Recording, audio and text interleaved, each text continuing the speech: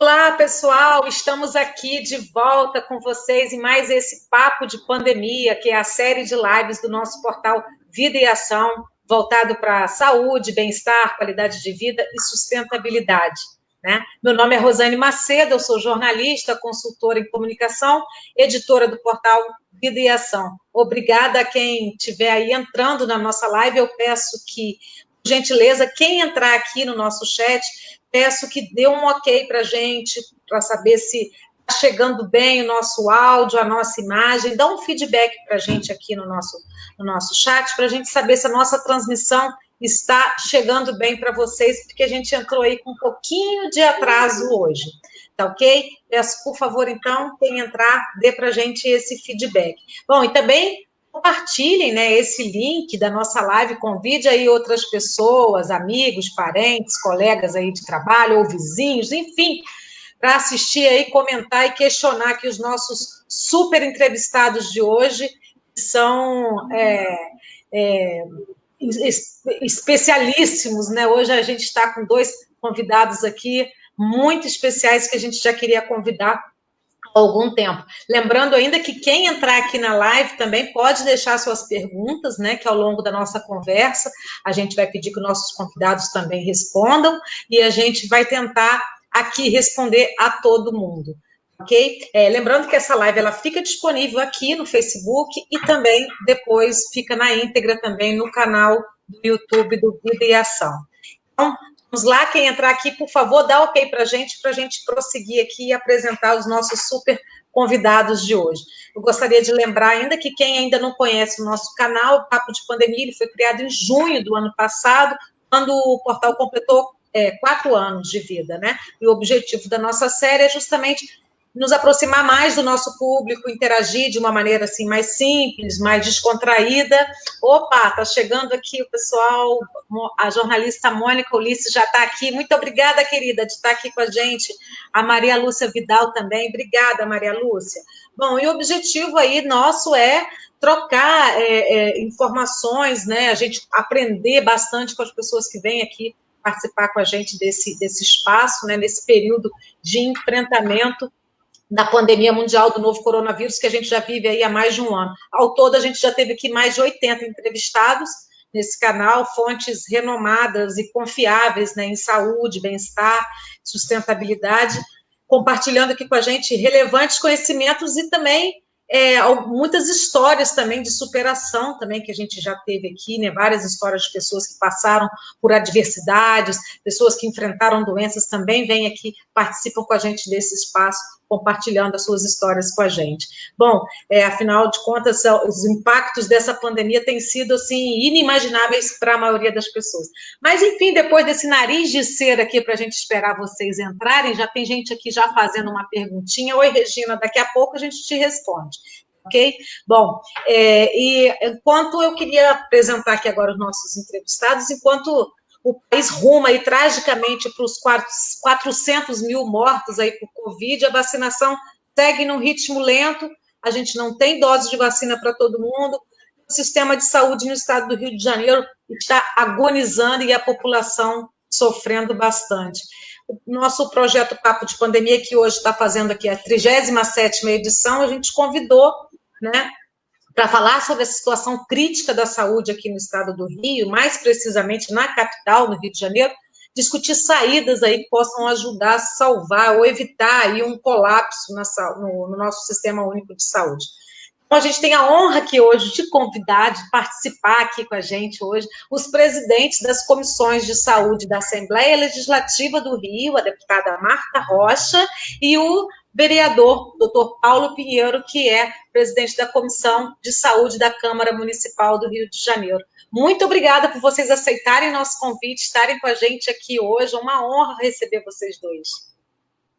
Bom, obrigada a você pela oportunidade de estar aqui discutindo esse tema tão relevante, que é a questão da pandemia, e dizer que é uma alegria de reencontrar Paulo Pinheiro. Nós nos encontramos numa audiência pública da Comissão de Saúde da Alerj para tratar de tuberculose, que é um problema muito grave na cidade do Rio de Janeiro, no estado do Rio de Janeiro.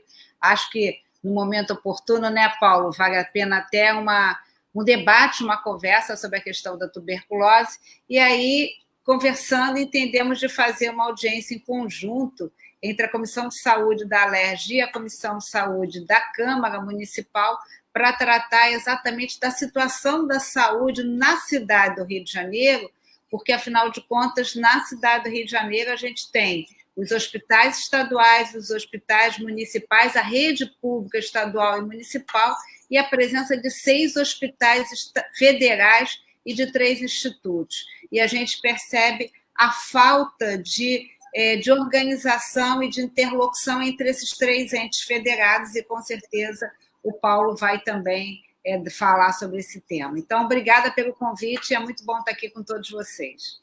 Eu que agradeço, doutor Paulo, muito obrigada de estar aqui com a gente.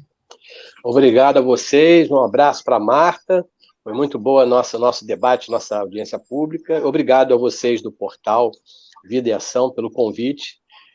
Nós estamos numa situação gravíssima, né? No meio de uma pandemia que vem sendo... os caminhos para a pandemia vêm sendo boicotados pelo governo federal desde o ano passado, desde o início da pandemia. Nós estamos já em abril de 2021, tudo isso começou lá em fevereiro de 2020. Nós temos um número de casos muito grande no Brasil, número de mortes enorme, né? Muitas mortes no Brasil, acima daquilo que se imaginava no Brasil. E no Rio de Janeiro, a situação é tão grave, ou mais grave do que em outros lugares do Brasil. Nós estamos hoje com um número de mortes muito elevado também. E, junto a isso, de outro lado de tudo isso, uma vacinação vergonhosa, uma vacinação que não corresponde à tradição do Brasil em vacinações. O Programa Nacional de Imunizações Brasileiro é um programa muito respeitado no mundo inteiro, sempre foi um programa de muito valor, e hoje nós estamos nessa situação grave. E aí temos alguma coisa que é para o esclarecimento das pessoas, né? Eu já vi uma pergunta rodando por aí rapidamente, por que não lockdown no Rio de Janeiro, etc. Nem em lugar nenhum aqui no lockdown é muito é exagero de palavras. Tem-se um pouquinho mais em Niterói, uma coisa mais puxada, tivemos uma situação verdadeiramente de parada das atuações de todo o comércio, indústria, etc., lá em Araraquara, onde tivemos um quase, realmente, o resultado foi claro, lógico, a diminuição do número de mortes. Nós não temos porque os governos não querem. Os governos não são os governos. Uma boa parte da população, 1/3 da população, aqueles que geralmente são a favor do presidente Bolsonaro, continuam na rua, fazendo atos públicos, indo para a rua dizer que eles querem o direito, como fez agora uma juíza, o direito de ir e vir. Não importa que vai morrer, você vai ter o direito de ir e vir para morrer. Então, dado esse direito... A notícia é que a juíza se equivocou e não incluiu o decreto correto, né, na decisão dela, e as medidas continuam valendo. Essa é a boa notícia que a gente tem hoje, né, doutor? Enfim, desculpa, eu queria cumprimentar aqui o pessoal que está entrando na live. Sim, pode cumprimentar, por favor, cumprimente aí. Sim, eu queria só cumprimentar aqui, está chegando aqui, Orlando, obrigada, Orlando, de estar aqui. A Lúcia também está chegando. Obrigada, Lúcia. Desculpa, Lícia, eu estou enxergando mal. Outra jornalista querida também, Sheila Vasconcelos, uma ativista aí da causa também, que acho que já teve até na Alerj aí, com a questão da diabetes também, que é outra questão séria aqui. Ótima live, parabéns. Obrigada, Sheila, de estar aqui com a gente. Opa, já temos uma perguntinha de mais um jornalista aqui, nosso querido Kleiber, mas daqui a pouco a gente vai fazer essa pergunta. A Maria Nazaré Barcelos, publicitária, já esteve aqui com a gente também, falando de uma pesquisa super importante sobre quarentena. Obrigada, Nazaré, de estar aqui. Tá? A gente também tem outra jornalista aqui, a Ellen Genúncio. Obrigada, Ellen, de estar aqui participando com a gente. Vanessa Boechat, tem aqui a Vera também. Obrigada, Vera, de estar aqui. Bom, o pessoal está entrando aqui, já está fazendo perguntas. Vamos lá, então, vamos prosseguir. Eu queria, antes da gente entrar no nosso bate-papo aqui, é claro, vocês têm o poder da oratória, vocês sabem tudo sobre saúde no Rio de Janeiro e vão poder esclarecer muitas dúvidas a gente hoje. Peço que quem estiver entrando aqui, deixe suas perguntas que a gente vai responder na medida do possível a todos. Eu queria fazer uma introduçãozinha aqui da situação que a gente está vivendo hoje no Rio, né? A gente tem acompanhado no nosso portal Vida e Ação muito de perto essa situação da saúde no Rio de Janeiro. A gente sabe que o estado do Rio vive os impactos da terceira onda, né, com risco alto para a Covid, por conta das 3 variantes que estão circulando nos municípios, hospitais superlotados, falta de kit de intubação, médicos no limite da exaustão, a fila da vacinação que não anda, mais de 41% parece que das doses distribuídas aos municípios não estão chegando nos braços da população, né? A gente sem hospitais de campanha, com quase 400 leitos fechados nos hospitais federais instalados no Rio, e a agonia das famílias que veem seus doentes morrerem nas UTIs ou à espera de uma vaga. E isso só aumenta a cada dia essa agonia das pessoas, né? Para piorar a situação, a gente tem um novo comitê científico, foi criado pelo governo do estado, reunindo médicos que defendem o tratamento precoce da doença, mesmo ainda sem comprovação. Enfim, e hoje saíram novos números que a gente acompanhou agora no final da tarde. A região metropolitana do Rio de Janeiro, incluindo a capital e a Baixada Fluminense, segue com bandeira roxa, o risco muito alto para a Covid, e todas as demais regiões do estado estão com bandeira vermelha, que é risco alto para a Covid-19. Né, de acordo com esse último boletim epidemiológico divulgado na tarde de hoje, pela Secretaria de Estado de Saúde, são 716.103 registros de contaminação pelo coronavírus, sendo 42.362 vidas perdidas já no nosso estado. Né? Somente em 24 horas foram 3.578 casos confirmados, 252 mortes, né, em apenas um dia. A incidência hoje da doença no estado, ela é de de contaminação, de infecção, de 4.148 casos a cada 100 mil habitantes. A taxa de mortalidade é de 245 a cada 100 mil. A taxa de letalidade se mantém em torno de 5,9%, né? Mais de 200 pessoas estão hoje à espera na fila por um leito de UTI ou de enfermaria no estado, né? 166 por UTI e 45 por enfermaria. E a taxa estadual de ocupação de leitos da UTI Covid é de 87% e de 68,4% por enfermarias. Na capital, porém, né, as taxas são ainda maiores, 93% e 84%, respectivamente, aí, de UTI e de enfermaria. E a gente tem ali, estava analisando hoje, deputada e vereador, estava analisando hoje que vários municípios estão próximos de bater ou já bateram 100% de ocupação. A gente tem aí Conceição de Macabu, Rio Bonito e Nova Friburgo, onde já tem 100% de ocupação, tanto de enfermaria quanto de UTI. Né? Na cidade de Cantagalo, que não dispõe de leitos de UTI Covid, a taxa é de 200% na enfermaria, o que significa 2 pacientes ocupando o mesmo leito, que seria impossível, né? Então, está lá esse registro no painel da Covid-19 no estado do Rio de Janeiro. Quer dizer, a situação é para lá de crítica, né? A boa notícia é aquela que a gente já deu, que a decisão da Justiça não está valendo, né? Então, pelo menos na cidade do Rio, as medidas restritivas continuam valendo, bares, restaurantes só até 9 horas da noite, toque de recolher entre 23 horas e 5 horas da manhã, enfim, a restrição às praias, áreas de lazer, e tudo isso continua valendo. Então, eu perguntaria aqui para a gente iniciar nosso papo, não tem um limite para cada um de vocês falar, evidentemente, mas se a gente puder ficar, né, em torno de 3 a 5 minutos cada um, seria interessante. Né? Eu queria saber hoje, né, resumidamente, o que as comissões de vocês estão conseguindo fazer aí para que a população do estado do Rio e do município do Rio tenham acesso a tratamento digno em meio a esse cenário tão caótico que a gente viu aqui, porque a gente falou dos números, mas a gente sabe que por trás dos números tem muita história triste, né? Olha, Rosane, desde o início da pandemia, a Comissão de Saúde da Alerj, no dia 6 de março, realizou a primeira audiência pública que tratou desse tema.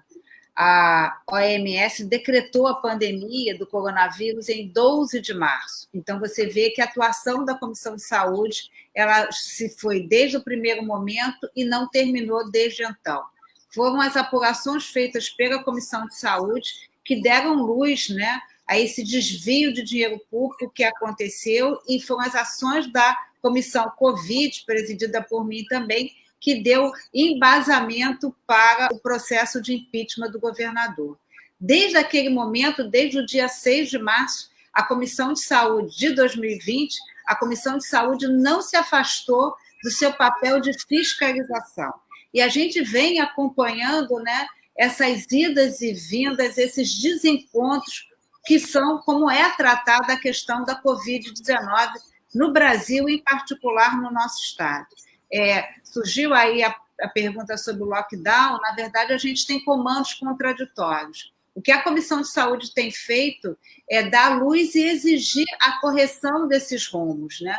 Foi através de uma ação da Comissão de Saúde, junto à 23ª Vara Federal, que nós questionamos o governo do Estado, houve a decisão de uma liminar, houve uma audiência de conciliação e julgamento, em que não foi possível a conciliação entre a Comissão de Saúde e o Ministério da Saúde. Nós identificamos cerca de 379 vagas de leitos bloqueados por falta de pessoal, né? Nós conseguimos identificar hospital por hospital onde está, né, essa questão do leito, a incapacidade da utilização do leito. Nós começamos a discutir com a Secretaria Estadual a questão do kit intubação, que não foi colocado por você, mas que é algo que aflige e aflige muito ao povo do Estado do Rio de Janeiro. Na última audiência que fizemos com Paulo Pinheiro, nós conseguimos um compromisso do Ministério da Saúde de remessa de kit de intubação. Eu coloquei essa perguntinha para te fazer ainda, deputada. Nós buscamos melhores informações sobre essa possibilidade de estadualização dos leitos, o que não vai acontecer, essa parceria com a Rede DOR, né? Então, na verdade, nós estamos, né, a todo tempo exigindo, fiscalizando, acionando o Ministério Público. Não há uma audiência da comissão sem a presença do Ministério Público. Estamos utilizando, né, o caminho do judiciário quando não conseguimos. Agora, eu quero fazer 2 destaques aí na tua fala. Quando a gente olha para a situação da Covid como um todo, né, a gente vê que não há interlocução, interface, entrosamento nas decisões que são tomadas na esfera federal, estadual e municipal. É um absurdo nós contarmos com 6 hospitais federais e não termos uma rede, uma central única de regulação para as vagas, né? O paciente não quer saber se a vaga é do município, do estado ou federal, ele nem tem que saber. Ele tem que ter o atendimento da sua necessidade de saúde. Então, na verdade, a gente vê, de um lado, esse total desencontro, né? E do outro lado, né, aí a gente vê um esgotamento, né? Hoje eu quero me assenhorar de um termo que está sendo utilizado nos Estados Unidos, que se tenta traduzir esse sentimento de cansaço emocional e essa nossa imobilidade diante da pandemia. Na verdade, nós estamos definhando diante da pandemia. E outro dado para trazer aí para análise, a gente tem que tratar a questão da saúde mental. A gente não tem ideia do qual vai ser, né, o de day after depois da pandemia na questão da saúde mental. Então, eu quero renovar aqui o nosso compromisso de fiscalização e atuação e cobrança em direção não só à Secretaria de Estado, mas também às secretarias municipais e ao Ministério da Saúde, para ter minimamente, né, uma rede integrada de atendimento à população em casos de Covid-19. Obrigada, deputada. Vereador, doutor Paulo, o que a Comissão Municipal de Saúde está conseguindo avançar aí para que a população tenha acesso a tratamento digno? Veja, as comissões, tanto a Comissão de Saúde da Câmara quanto da Assembleia, elas são órgãos do Legislativo. Nós não temos capacidade de gestão. Nós não podemos fazer as coisas, nós podemos fiscalizar, né? O que nós podemos é cobrar para que aquilo que é necessário seja feito. E, lamentavelmente, tem sido muito difícil cobrar isso, por exemplo, quando se fala do lockdown aqui no Rio de Janeiro. Todos nós, a comissão, os membros da comissão e outras pessoas, são totalmente favoráveis a que haja menos flexibilização. Nós não podemos admitir que o Rio de Janeiro continue dessa maneira, com essa vergonha que acontece, festas continuam acontecendo, o transporte público, isso aqui é coisa pior do que o transporte público. O governo toma várias medidas, a principal delas, fazer com que os BRT, com que os ônibus, tem 40% das linhas de ônibus na rua, o governo não consegue obrigar os empresários de ônibus a botar os ônibus na rua. Não consegue resolver o problema do BRT com mais de 200 a 250 carros parados. Se há um local onde a população que tem que ir trabalhar, ou que quem pode fazer trabalho em casa, está fazendo. Mas boa parte da população não pode fazer o trabalho em casa. Boa parte da população que não pode fazer o trabalho em casa é usuária de ônibus, BRT, metrô e trem. Ou seja, aí eles se contaminam todos os dias. Não tenha dúvida disso. Eu vou ter que parar, desculpa que eu vou ter que parar um minuto, eu vou pedir que a Marta possa tomar, que eu tenho que votar rapidamente ali na Câmara, eu volto em um minuto, por favor, desculpa. Eu sei que o senhor está aí desculpa aí. Tá bom. O olho no padre e outro na missa, né? Exatamente, Tá certo. desculpa. Tá certo, doutor. Bom, eu queria aqui agora introduzir aqui as nossas perguntas para cada um deles especificamente, né? E eu queria antes falar um pouquinho aqui da delegada Marta Rocha, né? Claro que ela dispensa apresentações, ela é extremamente conhecida, mas eu faço questão de falar um pouquinho sobre ela aqui. Ela é a primeira mulher na história a chefiar a Polícia Civil do Rio de Janeiro, né? Deputada estadual eleita pela segunda vez na Assembleia Legislativa do Estado do Rio de Janeiro, na LERJ, ela é presidente da Comissão de Saúde. Foi candidata a prefeita do Rio na última eleição e ficou aí, acho que em terceiro lugar, não foi isso? Então, deputada, eu queria perguntar aqui mais especificamente sobre a questão dos leitos federais. A gente estava até batendo um papo aqui antes de começar essa live, e a senhora estava comentando, né, com relação à questão, né, como a senhora bem colocou, várias questões estão tendo que ser judicializadas. A Comissão de Saúde da LERJ, ela conseguiu uma liminar que obrigava o governo federal a reabrir os leitos nos hospitais federais, né, que sofrem apenas há anos com processo de sucateamento. Como está o cumprimento dessa decisão? Explica para a gente aqui como é que está essa questão hoje. Na verdade, eu quero te dizer que eu não gosto muito dessa questão da judicialização de todos os casos que são referentes ao Poder Executivo. Por exemplo, você citou aí, muito bem colocado, essa decisão de uma juíza de flexibilizar, né? Mas, em determinados momentos, a utilização da via judiciária, ela se faz necessária. E foi isso que a Comissão de Saúde fez. E essa liminar, ela determinou que houvesse a imediata recontratação. Nós estamos aí, houve uma tentativa de uma conciliação prevista dentro do rito processual, essa conciliação não aconteceu. Nessa conciliação, a representação do Ministério da Saúde afirmou que não houve demissão. Na verdade, houve ali o emprego de um preciosismo jurídico.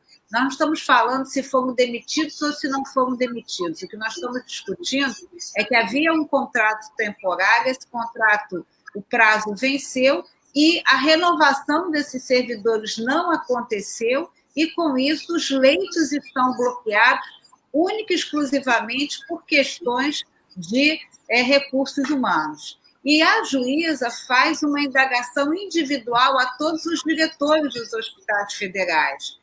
Com a ausência do Hospital da Angareia, nós tínhamos 387 leitos sem ter funcionamento em razão de falta de pessoal.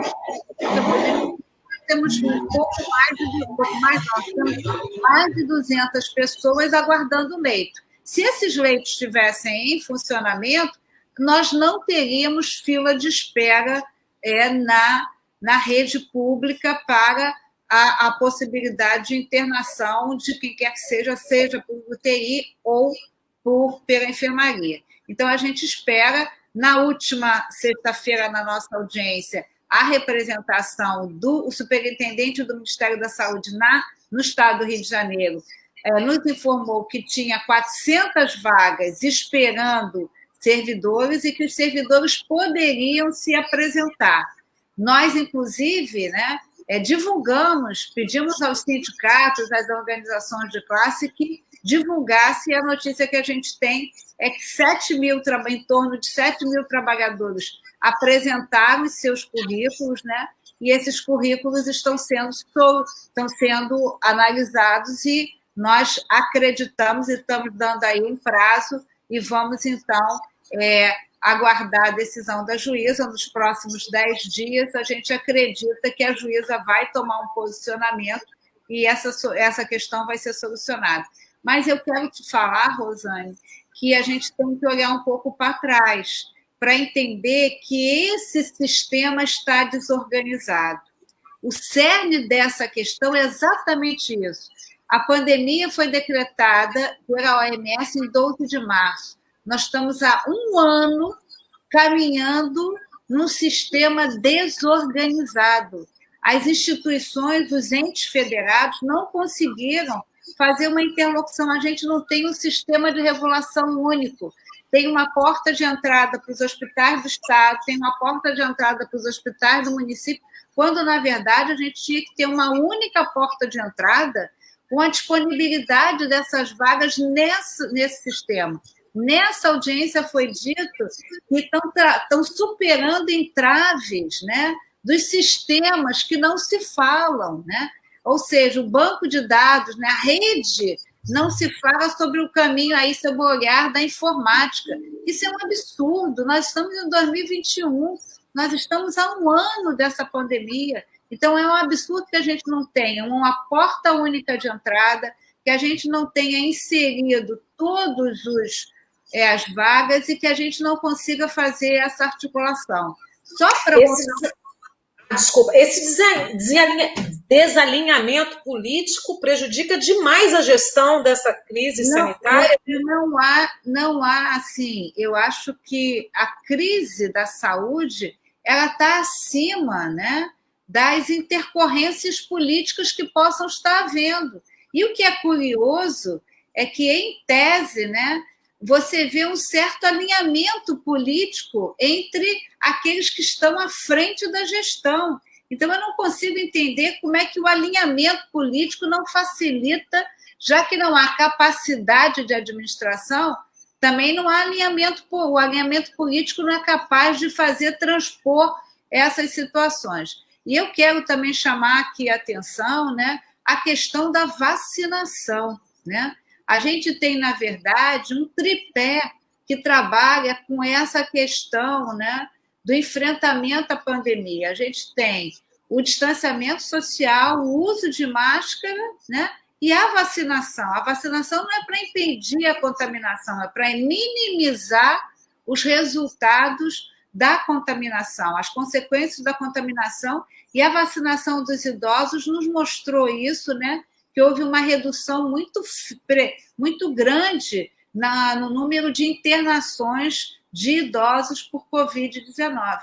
E a gente tem o Ministério da Saúde dizendo que 40% das vacinas não chegam, desculpe a forma chula com que eu vou me referir, não chega no braço do cidadão.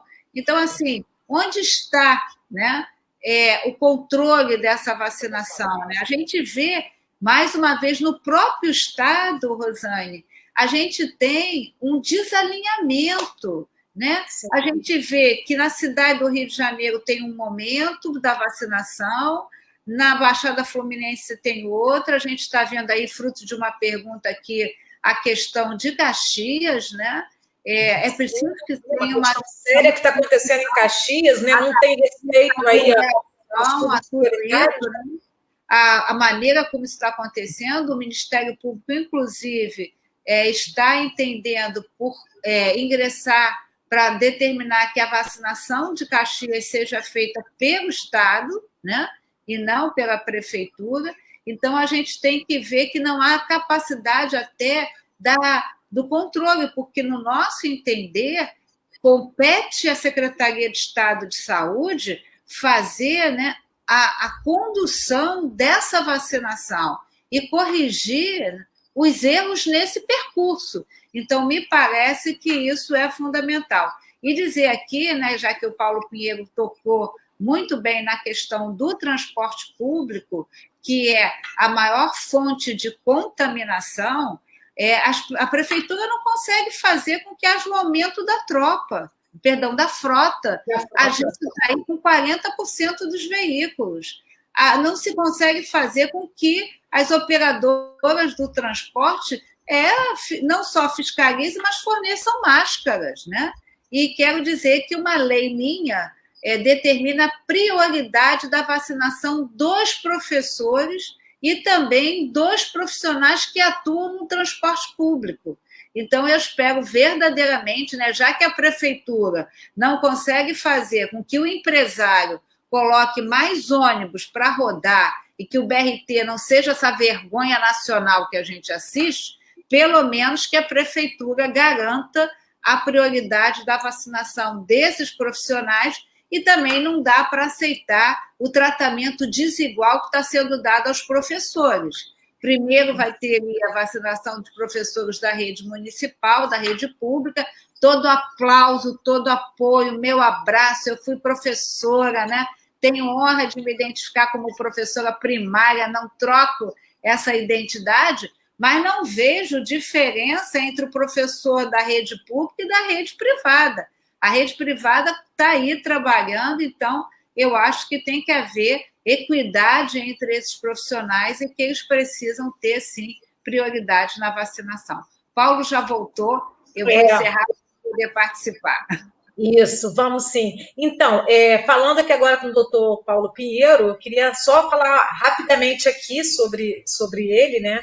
Então, são mais de 40 anos dedicados à saúde no Rio de Janeiro. O doutor Paulo, ele é médico, é vereador no seu 5º mandato, né, na bancada do PSOL, é presidente da Comissão de Saúde da Câmara Municipal do Rio, foi diretor do Hospital Municipal Miguel Couto e atuou por 10 anos na Fiocruz, dando consultoria de gestão, ou seja, maior conhecedor da nossa saúde pública e das entranhas aí de todo o sistema, né, atuando na saúde pública. Doutor, eu queria perguntar ao senhor, na condição também de médico, né, a gente sabe o seguinte, a Prefeitura do Rio diz que não precisa, na verdade, de leitos, né, então acho que faltaria mais pessoal mesmo e tal. O senhor está de acordo com isso? Muitos profissionais de saúde estão trabalhando no limite da exaustão. Não seria hora de contratar mais profissionais para atender a essa demanda enorme, gigante da população? O senhor está sem áudio. Obrigado. Assim. Obrigado, desculpa aí a saída, que era para votar uma coisa. Tranquilo. É uma votação desde 10 horas da manhã, a votação indicação dos membros do Tribunal de Contas, para fazer essa fiscalização que nós estamos falando tanto aqui. A questão dos leitos aqui no Rio de Janeiro, é preciso que a gente entenda bem a diferença. Nós temos aqui leitos, como o SUS acontece no Brasil inteiro, aqui no Rio, mais do que qualquer estado brasileiro, existe a maior capacidade instalada de leitos federais. Então, nós temos aqui unidades federais, né? Exemplo, o Hospital de Bom Sucesso, o Hospital de Ipanema, o Hospital da Lagoa, o Hospital de Servidores do Estado, Hospital Cardoso Fonte de Jacarepaguá, o Hospital de Ipanema. 6 hospitais federais, de grande porte, e 3 institutos, Instituto Nacional de Cardiologia, do Câncer e de Traumatortopedia. Esses são hospitais, unidades federais, que vivem, trabalham aqui para o munícipe do Rio de Janeiro. Eles atendem a população do Rio de Janeiro, mas são orçamentados com dinheiro do governo federal. Existem as unidades estaduais, que aqui no Rio de Janeiro são em menor quantidade na capital. De grandes unidades na capital, você tem o Hospital Getúlio Vargas, na Penha, e o Hospital Carlos Chagas, em Marechal Hermes. E tem o Instituto de Cardiologia Luiz de Castro, no Maitá, tem o Hospital do Cérebro, o Paulo Niemeyer, e tem... Essas unidades são as principais unidades em que você tem atendimento no Estado, além do Instituto de Hematologia, do Hemorrio. E temos as unidades municipais, que são as unidades hospitais antigos, de emergência grandes, como Miguel Couto, Souza Guiar, Salgado Filho, Lourenço Jorge, na Barra, são hospitais de administração direta da Prefeitura. E ainda da Prefeitura, mas com administração terceirizada, temos Pedro II em Santa Cruz, Rocha Faria em Campo Grande, Albert Schweitzer em Realengo e o Hospital Evandro Freire na Ilha do Governador. Esses são geridos por OS. Então, essas unidades de saúde são as unidades hospitalares, mas aqui a Prefeitura ainda tem mais. A Prefeitura ainda tem as UPAs, e o Estado também tem UPAs no Rio de Janeiro. A Prefeitura tem ainda a rede básica, os centros municipais de saúde e as clínicas da família. Isso é uma enorme rede, que tem funções específicas. A Prefeitura é responsável, segundo o SUS, pelo atendimento primário, Ou seja, as unidades básicas são 200, quase 300 unidades básicas, as UPAs, que são unidades pré-hospitalares de emergência, e os hospitais de emergência, além de maternidades, também estão da prefeitura. Então, o atendimento primário e o atendimento de emergência, quem dá é a prefeitura. O atendimento de alta complexidade, quem deveria dar seriam os hospitais federais. O que é alta complexidade? As grandes cirurgias, os grandes atendimentos, neurocirurgia, ortopedia, cirurgia geral, cirurgia vascular, o tratamento do câncer, tratamento do coração, tratamento do ortopédico e de doenças do aparelho locomotor, tudo isso são atendimentos terciários. E a gente tem uma pirâmide no atendimento de saúde no Brasil. A base da pirâmide, a maior parte da pirâmide, aonde a população chega primeiro, ela é composta pelas unidades que a prefeitura tem, né? Atenção primária e atenção secundária.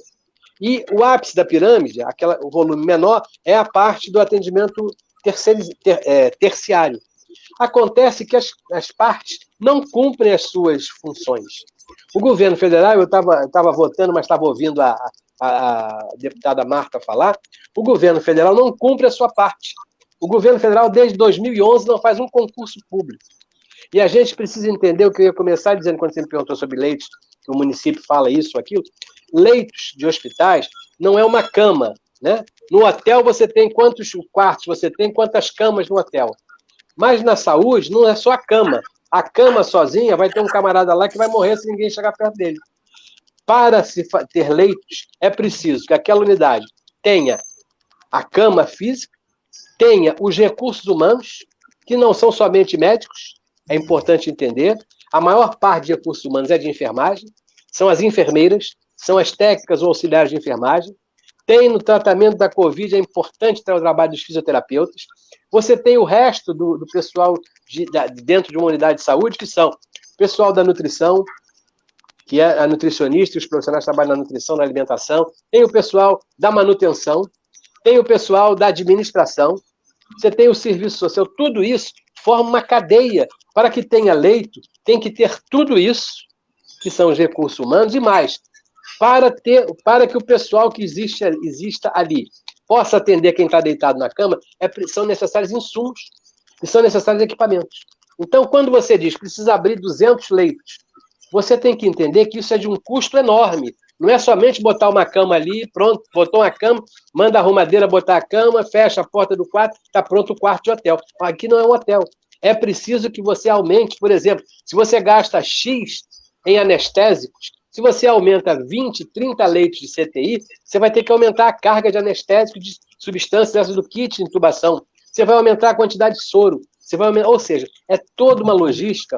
O hospital é uma empresa múltipla, é uma empresa no ensino da gestão pública, da administração pública. Você vai aprender que o hospital é a empresa mais complexa que existe. O hospital é uma grande estrutura de recursos humanos, o hospital é uma grande padaria, o hospital é uma grande lavanderia, o hospital é um grande restaurante. Tudo isso são estruturas enormes, trabalham sozinhos, dentro do hospital e trabalham todas juntas. Então, no Rio de Janeiro, hoje, você tem leitos fechados, na sua grande maioria, federais. Como a Marta já falou há pouco, o último levantamento que a gente fez são 773 leitos. Mas também existem em torno de 200 e alguma coisa fechados na área municipal. Por que esses leitos estão fechados? O governo do estado abriu muitos leitos durante a pandemia, desde o ano passado. Abriu, vamos dar exemplo, o hospital de Anchieta, no Caju, que foi aberto e estava fechado. Eles chegaram a abrir um hospital, o estado, um hospital de campanha e fechou. A prefeitura abriu um hospital de campanha e fechou. As unidades privadas abriram um hospital de campanha que ajudaram a rede pública, como a Rede Dora ajudou com 2 hospitais na Barra da Tijuca e outro no Leblon. Ou seja, foram abertos muitos leitos. Por que a abertura de leitos? Pela necessidade de pessoas que precisam de atendimento. No início era muito pouca coisa, mas conforme a curva, você olha aquela curva aumentando, você precisa aumentar a oferta de leitos. E leitos especializados. Mas tem um outro problema. Você não consegue profissionais especializados de uma hora para outra. O que aconteceu no final do ano na pandemia é que eles contrataram até profissionais que acabaram de se formar. Começaram a botar nas enfermarias do hospital de campanha muitos recém-formados que pouco sabiam. A nossa dificuldade, você sabe que a necessidade de recursos humanos para a CTI sempre foi muito grande.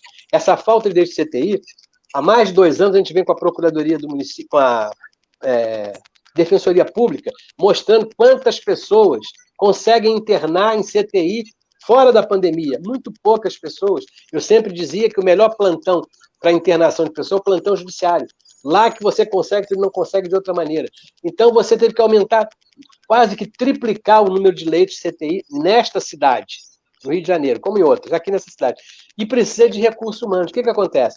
Os trabalhos hoje mostram que no Brasil, isso eu fui discutir ontem, o Globo mostrou essa matéria, 80% no ano passado, até dezembro de 2020, 80% das pessoas que se internaram no CTI e foram entubadas morreram. Ou seja, é um número muito grande. No Brasil inteiro, esse número está em torno de 56%. No Rio de Janeiro estava em 80%. Por que aconteceu isso? Porque quando você abre a quantidade enorme, você começa a recrutar profissionais, e é um problema, por exemplo, quem trabalha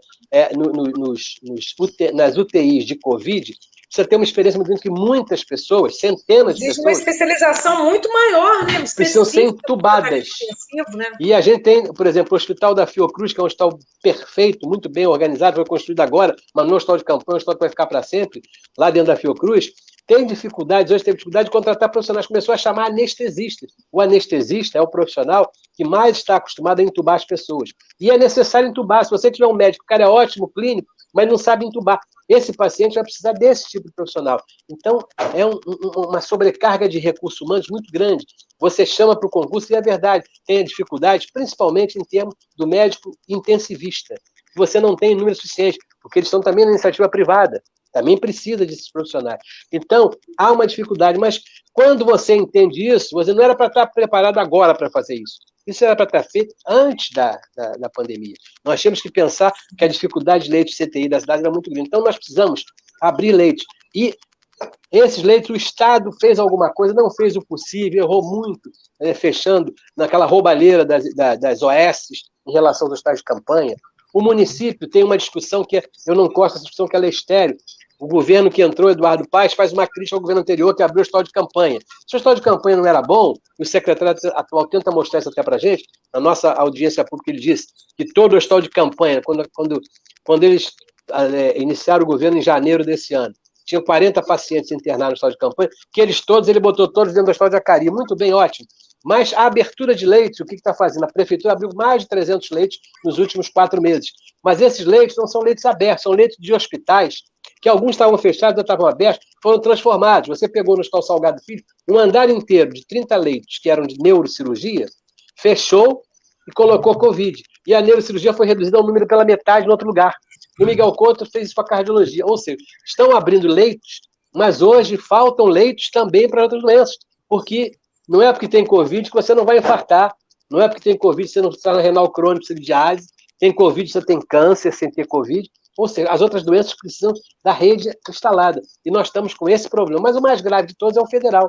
O federal, por erros clamorosos, há uma crítica, eu tenho vergonha de dizer para qualquer pessoa de qualquer país do mundo que é o Ministério da Saúde hoje no Brasil. Um ministério formado por profissionais de alta qualidade e que foi destruído no atual governo.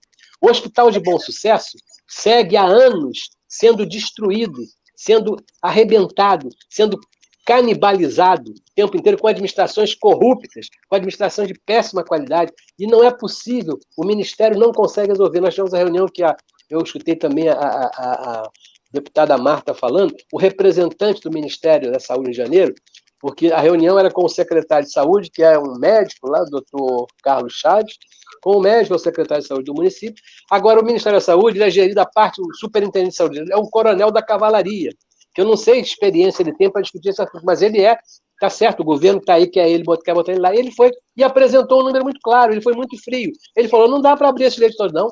Quem prometeu errado. Eu, no máximo, vou conseguir abrir 300 leitos. Ele tem 773. Fechados por quê? Porque ele precisa contratar recursos humanos, que todos têm dificuldade, falando da dificuldade que ninguém quer. No dia seguinte à reunião, na segunda-feira seguinte à reunião, mais de 300 profissionais hoje estiveram na porta da Rua México, onde é o Ministério da Saúde, para serem atendidos, para apresentar a sua inscrição para ser contratado. Ninguém foi contratado, porque tem que ser por currículo, nada do que ele falou era verdade. Não foi bem o que aconteceu. Ou seja, nós precisamos de mais leitos, sim, responde a sua pergunta.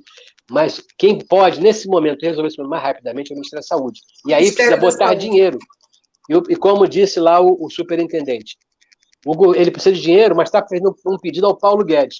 Quando o governo federal, e nós fazemos essa crítica política que tem que ser feita, quando eles fazem tal da PEC, dos cortes, o teto de gastos do governo, eles estão tirando, este ano, 35 bilhões de reais do orçamento da saúde. E agora está precisando desse dinheiro. E o Paulo Guedes vai ter que dar dinheiro. Ou seja, faltam leitos. Mas o maior problema, para encerrar, que eu já recuperei o tempo que eu fiquei sem falar, falei muito já, é que não é somente leitos. Porque o governador diz assim, vamos abrir leitos, resolvemos para abrir leitos. Não é verdade. Nós temos uma equação com duas pontas. De um lado está por que o Rio de Janeiro tem tantos casos? Porque nós temos no Rio de Janeiro uma alta taxa de contaminação. Na ponta do sistema tem muita gente na rua transmitindo isso. Então, sim, o isolamento é o ponto principal. Não adianta pensar que não faz isolamento, não faz lockdown, não faz nada disso, e aumenta os leitos. Não tem leito suficiente para todo mundo ficar doente se você não atuar aqui. Então, sim, o ponto principal é diminuir a circulação de pessoas. Eu sei que é difícil. Muita gente tem que buscar o dinheiro na rua para comer. É preciso que o governo ajude financeiramente as pessoas e os comerciantes. E do outro lado, você tem os leitos, que vão ser importantes. Mas os leitos só não resolvem enxugar gelo, só abrir leito. Tem que abrir, mas eles não são a solução do problema. E a vacinação. Por isso, é preciso entender que nós não vamos ficar livres tão cedo.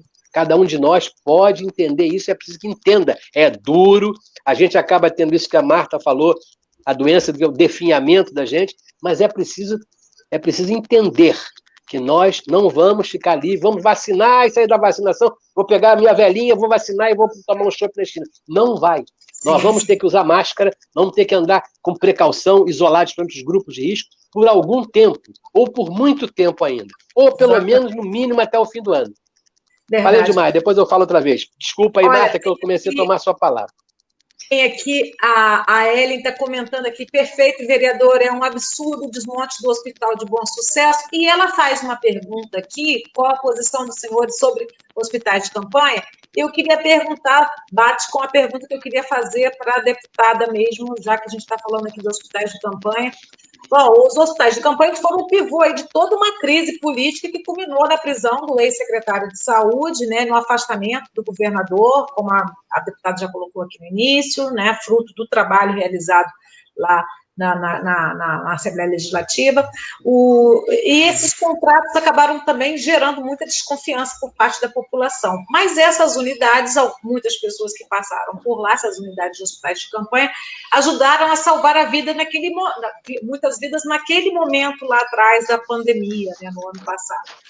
A senhora acha, assim, não seria mais do que hora de, enquanto não se resolve esse imbróglio aí, né, com os hospitais federais, não seria uma hora de reativar alguma dessas unidades para diminuir a fila de espera por leitos, enquanto não se resolve essa situação com os hospitais federais, que já vem de longa data, não é de agora, né? O que a senhora pensa a respeito disso? E se a comissão tem fiscalizado aí novos contratos do Estado?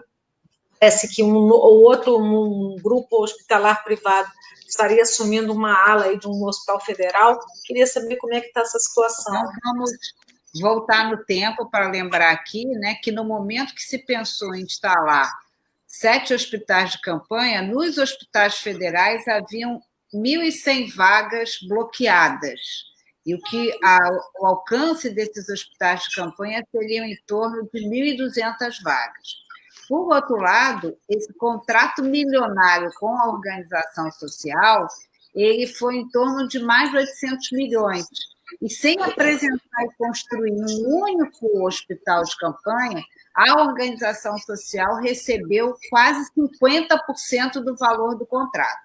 Então, ninguém tem dúvida que o desejo da construção do hospital de campanha, na sua essência, não foi para atender um grave problema. Tanto é que não se implantou nenhum hospital de campanha, a não ser o do Maracanã. Os hospitais de campanha que funcionaram no estado do Rio de Janeiro foram 2 hospitais, um que foi instalado no 23º Batalhão no Leblon e o outro na Barra, que eram da iniciativa privada. E a gente tem que aplaudir aí, né, as organizações que se uniram para fazer aquele hospital de campanha. Fizeram o hospital de campanha no prazo de 6 meses, encerraram aqueles 2 hospitais. Enquanto isso, o município do Rio de Janeiro montou um hospital de campanha, que já foi abordado aqui pelo vereador Paulo Pinheiro, né? E que, na fala do secretário municipal de saúde, ele alega que esse hospital de campanha tinha apenas cerca de 40 pessoas hospitalizadas, que o custo era muito alto, que o resultado do atendimento era muito ruim, então que tinha ali a necessidade de fechar, até por uma questão não só de qualidade no atendimento, mas também de economia. Essa é a fala do secretário Daniel Sorange. O que a gente tem que entender é o seguinte, é que, como bem colocou aqui o Paulo Pinheiro, não houve o aumento do leito de vagas. E eu vejo também, né, um discurso muito interessante, talvez esse não seja o termo adequado, porque o secretário municipal diz assim, não faltam leitos, faltam pessoais.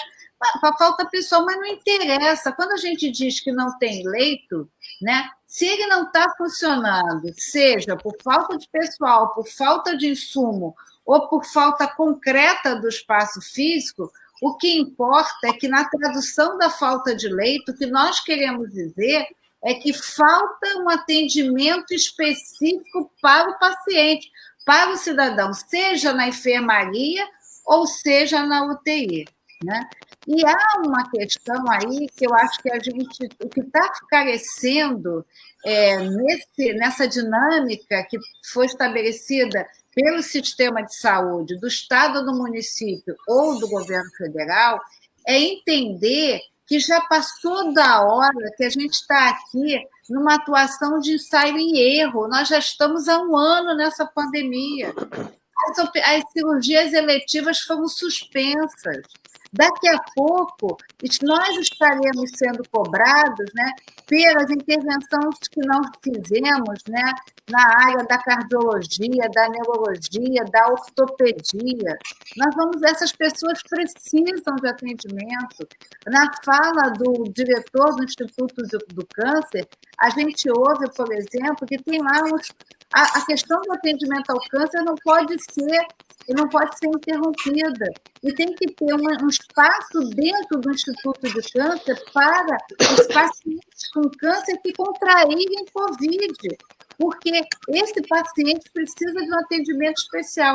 Então, assim, se não é pela via do hospital de campanha, que lamentavelmente é traduzido, né, no governo do Estado do Rio de Janeiro como desvio de dinheiro público, nós temos que buscar outras ferramentas.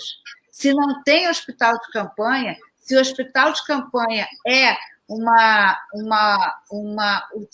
ação inviável tecnicamente e economicamente, nós temos que buscar uma outra solução na adoção de outras medidas dentro da rede pública de saúde. Agora, eu quero fazer outra observação da fala do Paulo Pinheiro. O Paulo nos alerta aqui sobre a dificuldade da contratação dos profissionais, que muitos desses profissionais não estão, né, qualificados para atender a frente Covid, atuar na frente Covid.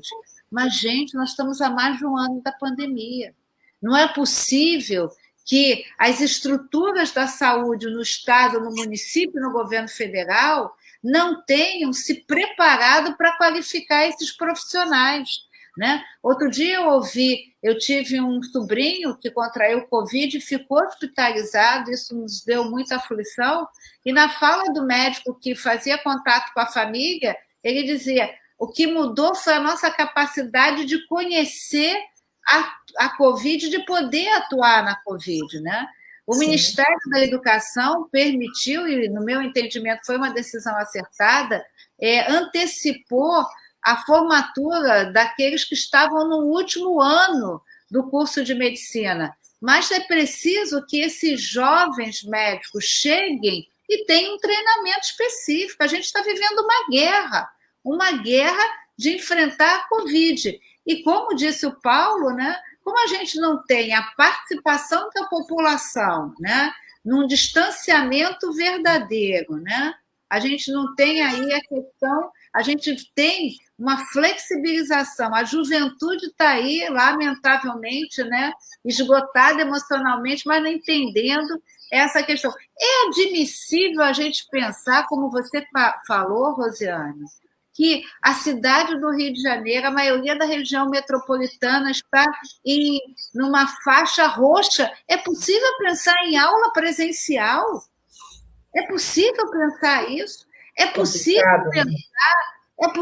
pensar, né, em abertura de espaços, como o governo do Estado fez recentemente, liberou parques e espaços temáticos. Qual é o pai que vai levar o seu filho num parque de diversão, minha gente? Vamos ter um pouquinho de racionalidade. Então, esses comandos contraditórios, né, que existe entre pode andar na praia, pode academia, mas não pode andar na praia. Também não entendo por que, né, o barraqueiro não pode vender e o quiosque pode vender, sabe? Eu também não consigo... O que parece para a gente, parece que é muita pressão econômica sobre os agentes públicos. Eu cheguei à conclusão, sabe, Rosiane, uma singela conclusão minha, que é o seguinte: tudo que é privado pode. Tudo que é pago pode, tudo que é público não pode, né? Então, assim, essa pressão econômica que você bem colocou é o que é o viés condutor, e sem vida não há economia. Exatamente porque nós não fomos capazes de fazer um lockdown, não lockdown que a gente nunca fez isso, mas uma interrupção das atividades assim, de uma forma plena, efetiva, é que a gente está nesse ensaio e erro e não sai dessa pandemia. Né? É verdade, é verdade. Parece que a gente está aprendendo, lições aprendidas está sendo zero, né? Eu queria perguntar agora para o doutor Paulo Pinheiro, voltando aqui até falar um pouco da questão dos leitos dos leitos, né, na rede pública de saúde, né? Eu queria saber sobre o efeito Covid, né? Muitas famílias estão perdendo entes queridos por conta da falta de leitos no município, isso é uma realidade. Tivemos recentemente, inclusive, o exemplo da mãe de uma jornalista amiga nossa, né, que faleceu, infelizmente, o pai de uma amiga minha também, que morreu também no hospital da rede municipal, porque eles estavam aguardando, no caso, ela aguardava um leito de UTI, ele estava aguardando por uma hemodiálise, estava numa situação muito grave dentro de numa sala daquelas amarelas. Bom, nesses dois casos, doutor, eles ambos não tinham Covid, né? Eles estavam doentes de outras comorbidades, né? Outras questões, precisava de um leito, outro precisava de hemodiálise. O que dá para fazer para evitar esse tipo de situação? Ou seja, a pressão tem sido tão grande que outras pessoas que poderiam ter até mais chances, elas estão falecendo porque não está tendo oportunidade de ter um tratamento adequado. Né? E uma outra questão que eu queria aproveitar e perguntar para o senhor, que me chamou muita atenção na sua fala anterior, quando o senhor disse que aqui no estado do Rio, no Rio de Janeiro, a gente tinha um número muito maior de pessoas morrendo em relação à média nacional, morrendo nas UTIs. Por acaso, a gente poderia deduzir ou induzir que estaria acontecendo falha humana, falta de capacitação dessas equipes que não estão tendo tempo de se qualificarem para atender a complexidade de um quadro de Covid, doutor? São duas perguntas. Esse número é muito grande, provavelmente pelo número de mortes no Rio, porque eu não acredito que Manaus, ou que Recife, ou que Teresina tenham maior capacidade de contratação de recursos humanos que o Rio de Janeiro, né? O Rio de Janeiro tem várias universidades aqui, tem vários centros formadores, né? Não é por isso. É que nós temos muito mais casos aqui. E outra coisa, cada vez mais, hoje tem um vereador amigo meu, que é médico, que está internado, me ligou, está internado no hospital privado, e ele me falando que pegou Covid no consultório dele, atendendo. Pegou Covid no consultório. Ele e a mulher estão internados, não chegou a ser entubado, mas está no CTI, e os oxigênios melhorou um pouco, hoje está um pouco melhor em relação a isso. E ele achando que, na avaliação dele, ele acha que essa cepa essa cepa de Manaus, que hoje predomina em 80% dos casos no Rio de Janeiro, ela está encontrando facilidade mesmo nas pessoas vacinadas, o que é uma coisa complexa para a gente ver. A questão do atendimento, é claro que quando você tem um volume desse atendimento, tem piora da qualidade. As pessoas mais bem treinadas vão atender melhor, não tenha dúvida que é verdade isso, o atendimento é melhor. Nós temos que entender que precisamos rapidamente, porque além da formação, tem a sobrecarga. Essas pessoas que trabalham nos hospitais, nesses locais, é uma coisa, só você conversando diretamente com uma pessoa. Tem uma enteada minha trabalha num hospital desse, médica, infectologista, ela fala que teve plantões que ela usou uma fralda geriátrica para poder passar o plantão todo sem poder ir ao banheiro, porque ela tinha que fazer xixi na fralda porque não conseguia ir para o banheiro, não havia tempo. Isso dá um estresse, você imagina que é o estresse desses profissionais, que sai daqui, entuba um paciente aqui, tem outro ali. Normalmente, um médico desse CTI, a determinação é que ele trate, cada médico trate em torno de 10 pessoas no CTI. Hoje você tem, em vários CTIs, um médico tratando para 20, 25 pessoas. É claro que piora a qualidade do atendimento. E é claro que também tem a ver com a piora do quadro. Você hoje tem infecções mais graves, a mudança também da faixa etária. Hoje, esse jovem abaixo de 50, entre 29 e 50 anos, está tendo preponderância nas vagas do CTI, porque ele chega em 1 hora e a doença progride muito mais rapidamente que o idoso. Em 1 hora ele está precisando, com o pulmão totalmente tomado, precisando ser entubado.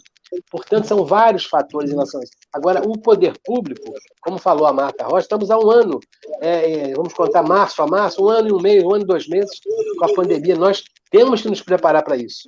E é por isso que não adianta ficar o gestor público tentando nos enganar. Não, porque nós estamos... Alguém com o microfone aberto aí, dá uma desligada, tem microfone aberto. Então, que não enganar a gente? Não, porque o negócio do leite, fica nessa discussão de leite. É importante o leite, mas tem outras coisas importantes. Nós precisamos, com a mesma força que estamos discutindo os leites, precisamos discutir que é preciso parar com a contaminação. É preciso parar no meio da rua, no transporte coletivo, nas festas, nos restaurantes, nas boates, ou seja, nesses lugares todos, nos shopping centers. Não é possível entender, você achar que o shopping center você está seguro. Não é possível que num momento como esse, você não entenda que é um risco você ir para o shopping center. Para ir para uma praça de alimentação com o filho no sábado à tarde. É preciso entender que hoje, tão importante quanto aumentar o número de leitos, é a gente diminuir o número de pessoas circulando na rua. Porque continua sendo isso importante. Nessa que é extremamente importante. Se você não mexe aqui, vai aumentar 20, 30, 40, 50 leitos. Você vê, eles aumentam leitos, para ter uma noção, os dados na nossa audiência lá com a Marta, o Chaves, o secretário estadual, falou que o Rio de Janeiro tinha, naquele dia, sexta passada, 3.550 leitos Covid. 3.550 leitos para o estado todo. Sendo 1.615 em municípios, 890 estaduais, também no Rio, na capital e em outros municípios, 540 federais, 258 filantrópicos e 240 privados. Ou seja, 350 leitos, 3.550 leitos de CTI no Rio de Janeiro, todo, no estado todo.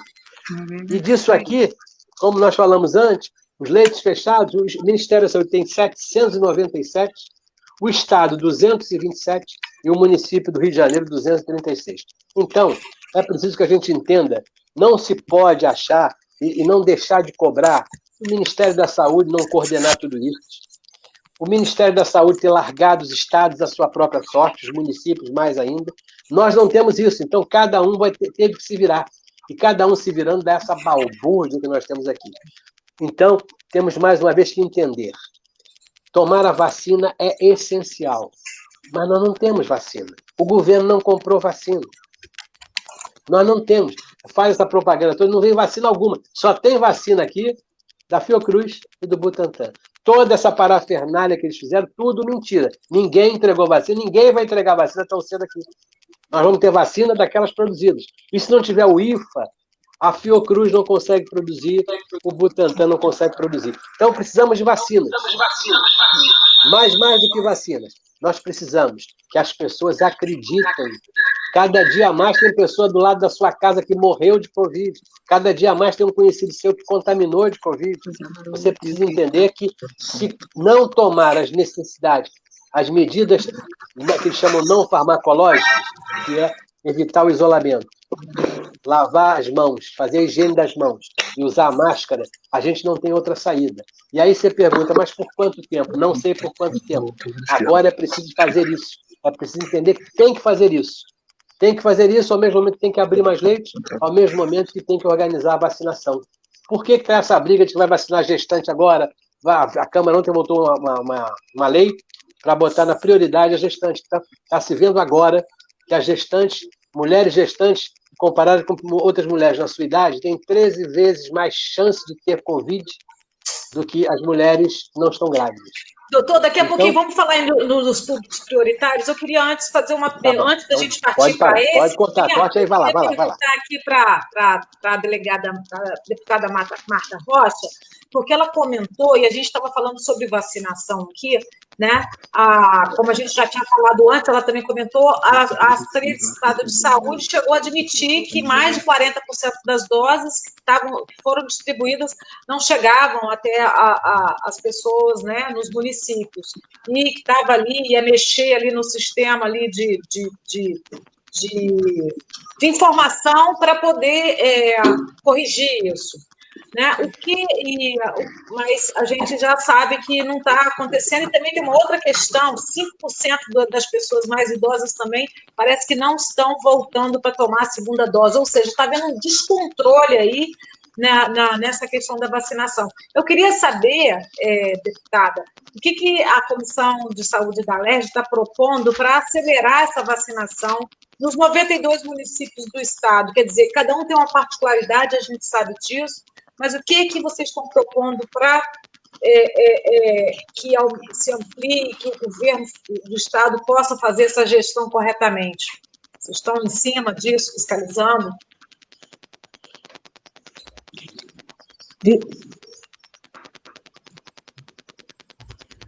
Sim, primeiro eu quero dizer que aqui em casa deu um pane geral de luz, caiu a internet, acabou a luz, então pedi desculpas por ter saído do ar assim de uma forma tão repentina. Essa problema. Informação que você dá realmente que eu, inclusive, citei, que foi a informação divulgada pelos jornais, é extremamente grave, porque a gente tem que olhar sobre dois aspectos. Primeiro, né, é preciso que haja uma busca ativa dessas pessoas que não retornaram, sobretudo na questão das pessoas idosas. Por que elas não retornaram? Né? A gente sabe que antes, eu me vacinei agora na segunda-feira, quando o primeiro ato da vacinação é você, né, apresentar suas informações, então tem que haver uma busca ativa dessas pessoas para se saber o porquê dessas pessoas não retornarem. E aí eu quero falar aqui dos agentes comunitários de saúde, que desempenham uma função importantíssima na interlocução com a comunidade das questões da saúde pública. E a segunda questão é fazer, acho que isso é nosso papel, e é também o papel do Ministério Público, é saber o porquê que não está havendo a efetivação na vacinação, né?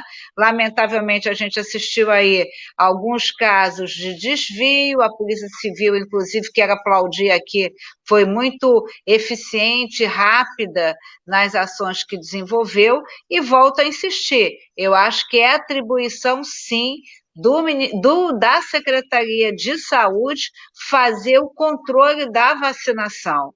A Secretaria de Saúde não é apenas o emissário da felicidade, né, levando as vacinas para os municípios. A gente quer aplaudir aí, né, o secretário é muito atuante nisso, ele sempre faz questão de entregar as vacinas, sejam muitas ou poucas, mas eu acho que a gente tem que ter, e quando você acompanha os dados da vacinação no estado do Rio de Janeiro, você vai ver que nós alcançamos aí, né, um número ainda pequeno na primeira dose e um número menor na segunda dose.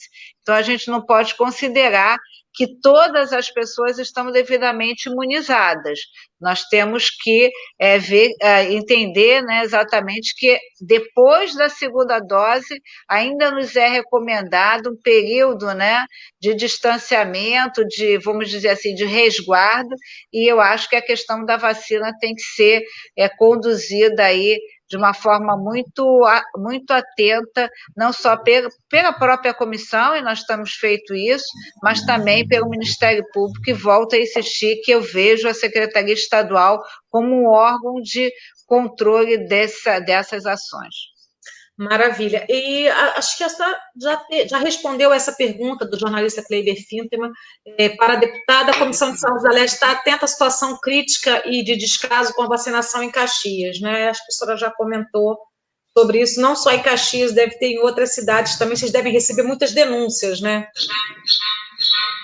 Querida, eu queria te pedir para repetir, porque não chegou aqui a tua pergunta. Você pode...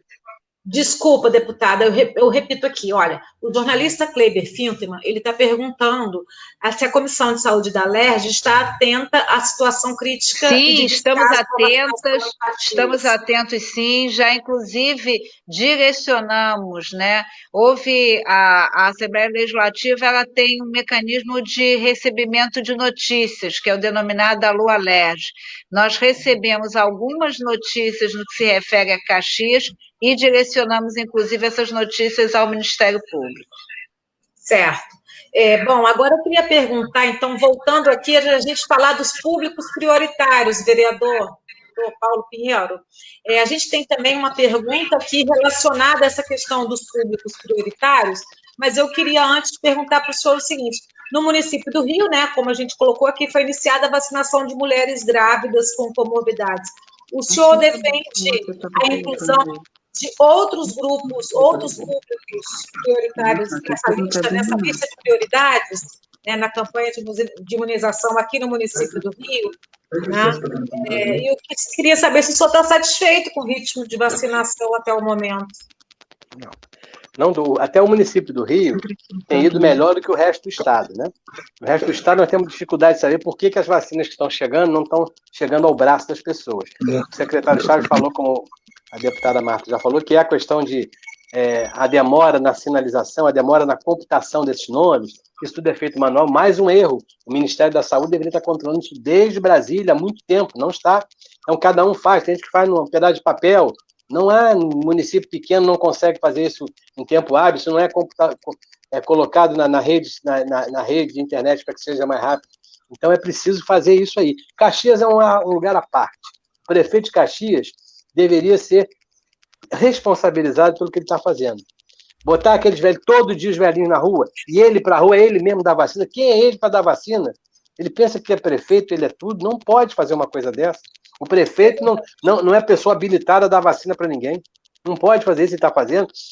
Vimos o secretário de saúde dele no início, dando vacina, e ele com uma caixa, uma pessoa com isopor, ele dando a vacina, o cara ia embora sem dizer nome, sem nada. Ele não guardou a segunda dose da vacina, sabemos agora que as pessoas que vão receber a segunda dose hoje não tem vacina para a segunda dose, ele gastou tudo na primeira dose para todo mundo, não é isso que o Ministério da Saúde mandou, ou seja, tudo isso é culpa do Ministério. Né? Nós temos o presidente da República que sempre tem ministros fracos, ministro só fizesse o que ele quer, ministro só faz o que ele quer, não consegue tomar conta da saúde, e nós estamos nessa situação. Mas a questão da vacina que você falou, e uma outra questão que você acabou de colocar agora, das prioridades. Eu sou a favor da questão das prioridades, eu preciso entender, só existe prioridade, eu estava mexendo aqui num papel que você ia me perguntar, eu estou aqui, isso aqui que está na minha mão, é um documento do Ministério da Saúde, que é uma nota técnica, que diz o seguinte: como, isso aí já foi feito já quando começou a vacinação, como a gente não tem vacina para todo mundo, nós precisamos de vacina para quanto? Para vacinar 70% da população brasileira, que é o que a gente acha que com 70% vacinados, a circulação do vírus diminui muito, e aí a chance de você tentar começar a normalidade da vida, você precisaria para o povo brasileiro, para quem pode vacinar, 70%, em torno de 500 milhões de doses de vacina. Né? Você tem em torno de, você bota 70% de 200 milhões, dá 140 milhões, mas temos um pouquinho mais, em torno de 170 milhões de pessoas precisam ser vacinadas para termos 70% da população. Cada uma com 2 doses, em média, que as vacinas têm, você imagina só, são 340 milhões de doses, mais as perdas. Ou seja, você precisa ter uma quantidade de vacinas que você não tem hoje, não terá tão cedo. Então, o Ministério, o Programa Nacional de Imunização, que é alguma coisa que ainda funciona bem, fez uma programação de tirar grupos de risco. E qual é a programação que eles fizeram? Fizeram com um número, um cálculo para o Brasil inteiro, qual era esse número de risco. Por exemplo, começaria o grupo número 1, pessoas com 60 anos ou mais institucionalizadas, ou seja, velhinhos que estão nas casas de longa permanência. Depois, pessoas com deficiência institucionalizadas, povos indígenas, trabalhadoras de saúde, pessoas com 90 anos ou mais, 85 a 90, e vem descendo. São 29 grupos de pessoas. O que é isso aqui? Dos 170 milhões, 180 milhões que tinham que ser vacinados, eles escolheram esse grupo que representa, na conta deles, 77.279.644 pessoas. Ou seja, esses 77 milhões seriam as pessoas que precisariam receber a vacina imediatamente, já que não dá para todo mundo. E isso começou a ser feito dessa maneira. Só que, como o Ministério não tomou conta, cada município está fazendo como quer, cada um como quer, e aí entram as prioridades. O governador do Rio quis fazer uma gracinha de botar as forças de segurança, bombeiros, os guardas penitenciários, polícia penitenciária. Elas são importantes, claro, são importantes. Como é importante o cara que é caixa do supermercado, como é importante o motorista do ônibus, como é importante o cara que dirige o metrô. Ou se todos são importantes, estão vivendo, mas não dá para todo mundo.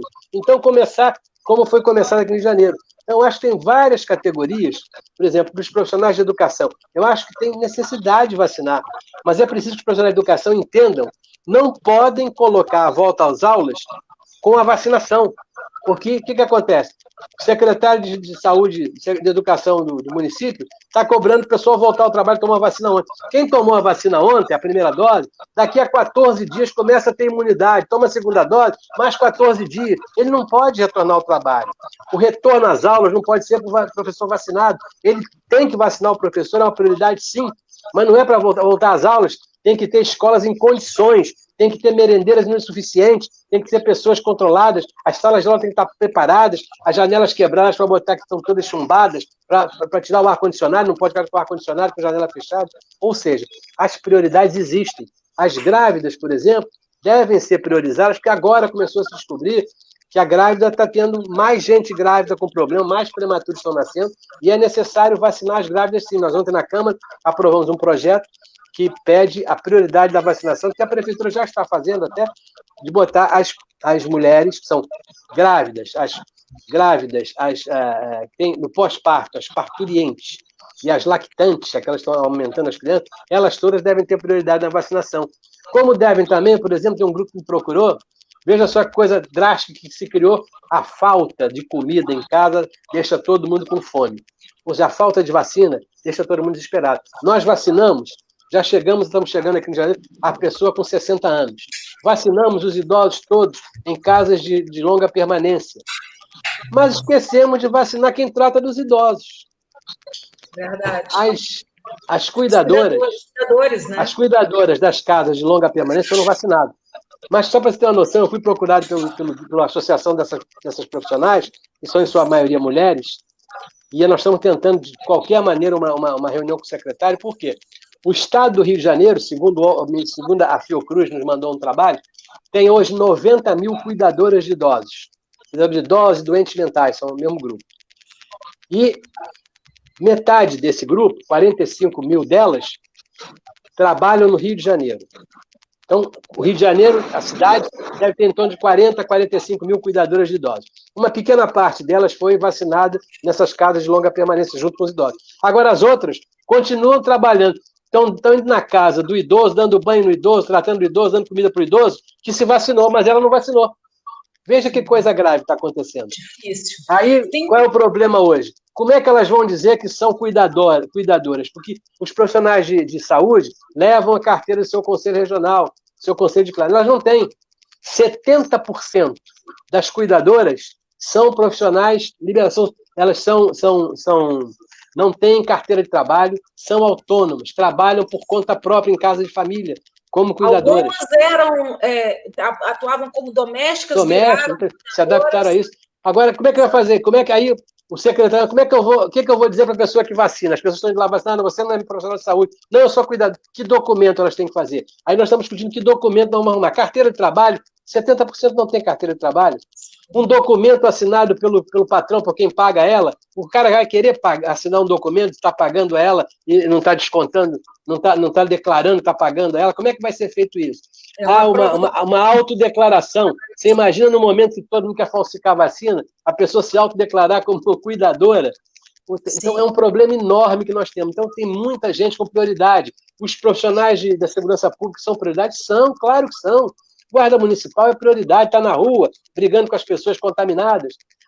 O motorista de ônibus, o motorista, o caixa de supermercado, o trabalhador do comércio, comerciário, que trabalha todo dia. Prioridade. O problema é que, na falta de vacina, né? Na falta de vacina, tem que seguir a ordem. A ordem foi muito bem dada, né? A ordem, nós estamos aqui, a capital está fazendo isso razoavelmente bem. Nós temos aqui quase mais de 90% dos idosos vacinados na capital. O resto do estado está com muito problema exatamente por isso, pela dificuldade. Eu acho que as vacinas chegam, mas eles não conseguem escrever, detalhar, mostrar, caracterizar que deram a vacina. Isso é muito complicado. E uma outra coisa que assusta muito é o número de pessoas que não estão indo tomar a segunda dose. Sim. Isso é efeito das fake news, é efeito das coisas bárbaras que essa gente hoje que usa a internet usa para assustar as pessoas. Eu, quando tomei a vacina, fiz até uma gravação. No sábado, agora, eu tomo a segunda dose da vacina. Eu só tomei a primeira. Sábado, eu tomo a segunda dose da vacina. Espero que chegue lá bem. E da outra vez, quando eu me vacinei aqui num posto de saúde perto da minha casa, eu levei uma camisa do SUS, agradeci aos funcionários e fiz uma matéria, 24 horas depois da vacina, eu fiz uma matéria para minhas redes sociais dizendo o seguinte: olha, pessoal, 24 horas de vacina, eu não virei jacaré, como o presidente da República falou para vocês. Eu tenho certeza, podem se vacinar que não vão virar jacaré. Tenho certeza. É verdade. Só falando sobre os públicos prioritários, a gente tem aqui a Sheila. A Sheila, ela é ativista do movimento de diabetes no Rio de Janeiro, ela é jornalista, e ela está perguntando aqui, na próxima semana começaremos a vacinação dos grupos prioritários, as pessoas que convivem com comorbidades. Ouvi que este grupo somente vai acabar em setembro. As novas variantes têm atingido os jovens. Peço atenção aos diabéticos com tipo 1 da doença, que vão ser prejudicados com o escalonamento por faixa etária. Temo por mortes de jovens que se arriscam no trabalho e que seriam evitadas se esse grupo fosse vacinado sem a faixa etária. Não somos muitos. É o que ela está colocando aqui. E tem uma outra pessoa também que está só um minutinho, doutor. Você está comentando aqui sobre essa questão. É o Lúcio, está perguntando aqui, o cronograma do Ministério da Saúde em relação às pessoas com prioridades foi elevado para setembro. Isso afetará todo o sistema de vacinação, a grande massa trabalhadora da população. Como que o Estado e os municípios vão se posicionar quanto a essa situação? Enfim. Essa resposta que eu acabei de ler muito sobre isso hoje, o ministro, esse ministro novo aí, que eu não sei nem o nome dele, ele disse que deu essa declaração hoje que esse grupo todo prioritário vai acabar em setembro. Esse grupo que eu li, são 77 milhões. Por que em setembro? Não adianta a gente cobrar do município, o município não vai poder fazer nada. O que ele está dizendo é por quê? Porque ele mentiu, ele não falou a verdade quando entrou. O outro ministro que saiu mentiu antes de sair. Não, em março as vacinas estão aqui, da Pfizer, não sei o quê, da Sputnik. Nada disso veio. Vai atrasar para setembro porque não tem vacina mais. Porque eu entendo a questão do diabetes tipo 1, eu entendo o renal crônico, que é grave, que precisa da vacina. Agora, não tem vacina. Você tem que ter uma metodologia. O renal crônico precisa, o diabético precisa, o hipertenso precisa, o asmático precisa, mas o velhinho de 80 anos precisa, o velhinho de 70 também precisa. Então, é preciso. Infelizmente, é naquela casa onde não tem pão. Quem é que vai decidir quem vai comer o pão que tem? Essa é a nossa realidade. É uma escolha de Sofia da vacina. Sempre houve escolha de Sofia no leite CTI. Agora nós estamos na escolha de Sofia na vacina. Eles são, veja só, não tem vacina para todo mundo. É preciso criar uma norma. Todos eles são importantes. Está lembrando aqui uma outra categoria também que se arrisca muito, né? O setor de transporte rodoviário ainda não foi contemplado pelo Plano Nacional, os caminhoneiros que trafegam... Está na lista, sim. Está na lista, sim. Levando... O 20º, olha só, você falou que alguém disse que não está na lista. Trabalhadores de transporte coletivo rodoviário de passageiros, trabalhadores de transporte metroviário e ferroviário, trabalhadores de transporte aéreo, trabalhadores de transporte aquaviário, caminhoneiros, trabalhadores portuários, trabalhadores industriais. Estão na lista das 29 prioridades do Programa Nacional de Imunização. O problema é que não tem vacina, ainda não chegou até eles, porque o pessoal que está mais em cima, que é mais grave ainda, se é que pode dizer assim mais grave, tem mais risco de morrer primeiro, ainda não conseguiram vacinar todos. Enfim, agora eu queria perguntar aqui só... Sim, doutor. Pode? Sim, não, eu queria só fazer uma observação aqui, na linha do que o Paulo colocou, né?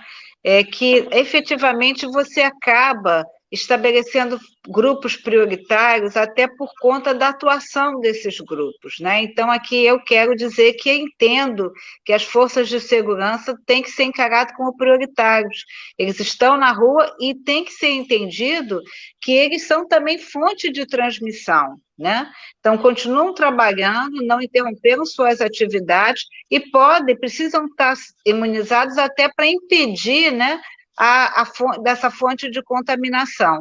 O que é mais grave em tudo isso, quando o Paulo coloca numa frase muito simples e dura, quando diz não tem pão, não tem comida, né?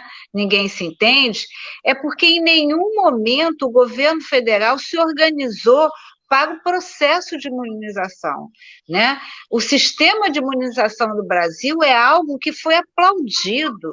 O Brasil venceu inúmeras doenças, e é bom que se diga que até na ditadura esse sistema nacional de imunização funcionou e funcionou bem, né? Foi assim com a poliomielite, foi assim com o sarampo, foi assim com a rubéola e outras doenças. E essa rede toda foi desmantelada. Nós estamos num quarto ministro, né? Eu ia até dar uma cola para o Paulo Pinheiro dizendo o nome do ministro, mas acho que nem merece a gente aqui ficar insistindo em dizer o nome do ministro, porque não mudou nada, né? Assim, você trocou um profissional da área da saúde por alguém que era, né, que tinha uma experiência em ser operacional, em estruturar as questões, e não adiantou nada, efetivamente não adiantou nada. Então, o que aconteceu lá atrás, quando as grandes empresas nos procuraram o Brasil, né, para oferecer as vacinas, elas não foram atendidas, né? Elas esperaram horas e horas. Os Estados Unidos está, né, tão bem na vacinação porque tem planejamento, teve visão de futuro, né? Teve organização, o planejamento está por trás disso tudo. Então, a gente hoje tem diante de nós o quê? Uma INCA, por mais que hoje a gente veja, eu quero aqui sempre aplaudir a Fiocruz, né? A Fiocruz é nosso orgulho nacional, né? 120 anos de excelência, mas agora é que está conseguindo aí, a gente tem que discutir, né, a questão do complexo industrial da área da saúde. Agora é que a Fiocruz está conseguindo produzir o insumo para poder produzir a vacina. Então, sem planejamento, sem organização, sem uma rede efetiva e um sistema de imunização, e por trás disso tudo tem um negacionismo do governo federal, é impossível a gente conseguir vacinar em tempo razoável, em tempo real, né, o povo brasileiro, sem dúvida nenhuma. Por trás disso está todos esses aspectos que eu destaquei aqui. Certo. Eu queria aproveitar e perguntar aqui para a senhora, deputada. A senhora até mencionou antes a questão do kit intubação, e tem uma perguntinha aqui sobre essa questão, né? A Secretaria Estadual de Saúde, ela informou que está distribuindo kits intubação aos municípios, né? Iniciou aí no final de semana, junto com doses da vacina. O estado do Rio corre o risco de sofrer com a falta de medicamentos para sedação de pacientes em UTIs, ou de oxigênio, ou de equipamentos de proteção individual? Na nossa audiência, Paulo Pinheiro estava presente, né? O secretário fez questão de afirmar, e o superintendente do Ministério da Saúde, que a remessa dos medicamentos, que não faltaria nem esse tipo de medicamento. Então, até o momento, né, não chegou até nós nenhuma informação sobre a falta desse material.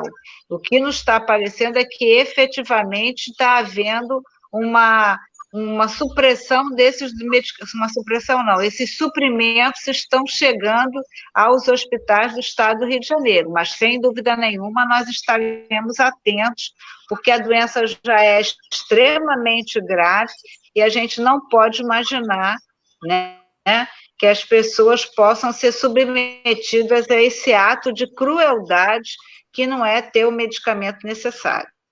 É verdade, a gente já viu alguns vídeos aí, algumas denúncias que as pessoas têm feito, né, pacientes tendo que ser amarrados porque não falta remédio para intubação, é uma coisa assim, não tem nem explicação.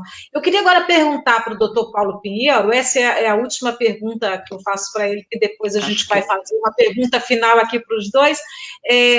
Doutor, só queria falar sobre o tratamento precoce, né? Eu sou médico, integrantes do novo comitê científico formado pelo governador em exercício defendem abertamente o tratamento precoce e já tem até um protocolo que a gente divulgou no nosso portal, né, um protocolo a ser recomendado aos profissionais de saúde nas unidades. O senhor que é médico, o que o senhor diz a respeito disso? Em primeiro lugar, eu respeito a posição dos profissionais que pensam assim. É um comitê científico, estranhamente, um comitê científico criado de uma hora para outra. O governador teve vários meses para fazer um comitê científico, e de repente ele escolheu um grupo de profissionais que defendem o tratamento precoce. Estranhamente, parece uma coincidência que é para puxar o saco do presidente da República. Parece, mas não vamos ver se é verdade. O presidente da República continua. Vamos ver agora na CPI que nós temos em Brasília aí, que quanto se comprou de cloroquina, etc. Eu acho que esses profissionais têm que vir a público, não se esconder, devem vir a público e mostrar os trabalhos científicos que mostram que os medicamentos que eles querem usar são medicamentos cientificamente comprovados. Isso é que tem que ser feito. Eu não tenho a menor... Até hoje, todos me informam que os medicamentos não têm essa certeza, não tem nada cientificamente que prove que a cloroquina, a hidroxicloroquina, esteja salvando pessoas. Ao contrário, causou problemas. Agora, que medicamentos são esses novos que o novo presidente desse conselho diz que está usando um medicamento novo, que não é tratamento precoce? É preciso que as pessoas venham a público, sem medo, dizer que eu estou aqui cientificamente, a minha posição está baseada nesse trabalho, eu tenho tantos atendimentos, cientificamente eu me baseio nessas pesquisas feitas aqui. É preciso falar isso. Não somente... Na verdade, o coordenador desse comitê já deu entrevista para a gente aqui no Papo de Pandemia, e ele agora é o coordenador, ele já explicou, né? Ele é professor da UFRJ, que a UFRJ diz que não reconhece esse estudo, ele explica que é uma conduta clínica, na verdade, e não especificamente um estudo clínico. Então, portanto, ele está se baseando é um resultado empírico, né? É perigoso você generalizar isso. Se é um resultado empírico, eu já ouvi um vídeo dele falando que tem 700 pacientes que atende, que isso aí é coisa que cientista não atende paciente e tal. Entende o seguinte, nós não podemos fazer... Tem a comprovação de 4 mil pacientes no estado do Rio de Janeiro. Pois é. É preciso mostrar isso. Dizer é muito importante. É preciso mostrar essas coisas científicas. As pessoas... Os laboratórios, cientistas, quem inventou a vacina e tal, não disse, eu tenho 4 mil casos, vou fazer. É preciso provar cientificamente isso. Eu acho perigoso, eu não quero dar todo o direito a quem acha isso de defender. Não na rede social, que é fake news para todos os lados, essa coisa se tornou agora uma coisa de ser Bolsonaro, ser contra Bolsonaro. Eu não estou aqui, eu não quero saber de Bolsonaro. Não quero saber de Bolsonaro, acho que onde ele mete a mão vai mal tudo. Então, eu quero saber cientificamente, é possível fazer ou não? Depois, se você vai fazer a última pergunta para nós, eu queria só ter um tempinho na última pergunta para dizer para as pessoas, porque nós falamos tanta coisa, eu e a Marta, tanta coisa ruim que está acontecendo, que é a nossa obrigação cobrar que não fique ruim e tal. Peraí, deixa para dar você desse um tempo. O que a gente faz para não... A pergunta, o que a gente faz para não definhar? Eu queria depois você dessa chance a gente conversar sobre isso, mas faça a sua pergunta. A gente vai encerrar então com isso. Eu queria perguntar agora para vocês dois o seguinte, né? Não dá para a gente falar sobre tudo, porque são muitos assuntos, mas assim, em relação ao papel da sociedade no controle da pandemia, né? Como é que vocês avaliam? E a propósito, as medidas restritivas tomadas até o momento estão sendo suficientes para conter essa terceira grande onda da pandemia? Olha, eu acho que mais do que nunca nós precisamos que a população se conscientize que já é hora de contribuir para modificar essa situação da pandemia. Acho que verdadeiramente estamos todos esgotados emocionalmente, né? Mas eu acho que as medidas restritivas são fundamentais. E esse, sabe, Rosane, eu acho que tem que ser um ato nosso, tem que ser uma decisão nossa. Eu, por exemplo, tenho uma mãe... Opa, ela está com um probleminha de conexão aqui, acho que ela caiu nesse momento. O senhor quer complementar aqui enquanto ela volta, doutor? Claro, se ela voltar, eu paro, ela entra novamente, tá, mãe? Sim. Ela está aqui suplicando alguma coisa, que parou suplicando alguma coisa com a mão. Ela congelou aqui a imagem dela, ela está voltando. Ela está com problema. Já voltar, ela vai lá, vamos ver. Voltou, Marta. Estamos aqui esperando você voltar. Volte. Voltei. O que eu quero dizer é que está um apagão aqui, interferiu aqui, estamos tentando responder aqui utilizando outras ferramentas. Mas, concluindo, eu acho que as medidas restritivas é uma sinalização que o poder público dá da necessidade do distanciamento. Mas, se não houver verdadeiramente um compromisso individual de cada cidadão, nós não vamos superar a questão da Covid. A Covid vai nos acompanhar no ano de 2021, a Covid vai nos acompanhar no ano de 2022. Eu acho que, pelos números que já foram apresentados aqui, nós estamos utilizando uma vacina experimental. Essa vacina, ela provavelmente, nos próximos anos, ela vai sofrer alterações pela alteração da cepa. Quero lembrar aqui que os pacientes de Manaus chegaram ao estado do Rio de Janeiro sem o secretário de Estado da Saúde saber que os pacientes estavam no Rio de Janeiro e estavam no Hospital Federal. Isso foi objeto de comunicação não só à Comissão de Saúde, como também ao Ministério Público. Então, isso mostra a dimensão, né, da desorganização, da falta de interlocução, da falta de... Coordenação central também, né, delegada? De um comitê central, de uma orientação. Então, assim, mais do que nunca vai ser necessário. E eu espero também que o poder público, né, consiga entender que o que acontece, as ações do Rio de Janeiro, elas se impactam na região metropolitana. Quando o Paulo falou aí das cuidadoras, né, eu comecei a falar da minha mãe de 91 anos, né, e nós temos ali regulamentadas, registrados, tudo isso. Não tive medo, Paulo, de fazer uma carta dizendo que elas são cuidadoras, mas assim, elas vêm do município da Baixada. Então, a gente tenta, né, substituir algumas questões. Então, por isso que a gente tem que pensar aí no transporte público. Então, é preciso que o Estado também, pelo menos na região metropolitana, consiga fazer um discurso que, se não for um discurso único, pelo menos adotar medidas, né, que possam ser medidas em conjunto. Então, mais do que nunca, eu quero fazer aqui esse chamamento à população que, independente da decisão do Poder Executivo, do gestor, como será com maior ou menor flexibilidade, mas que cada um tome para si a sua responsabilidade de como se conduzir diante da pandemia, usando máscara, respeitando o distanciamento e procurando a vacinação. É muito grave esse indicador, né, do expressivo número de pessoas que não compareceram para a segunda dose, e há que ter, por parte da rede de saúde, uma busca ativa para entender o que aconteceu com essas pessoas.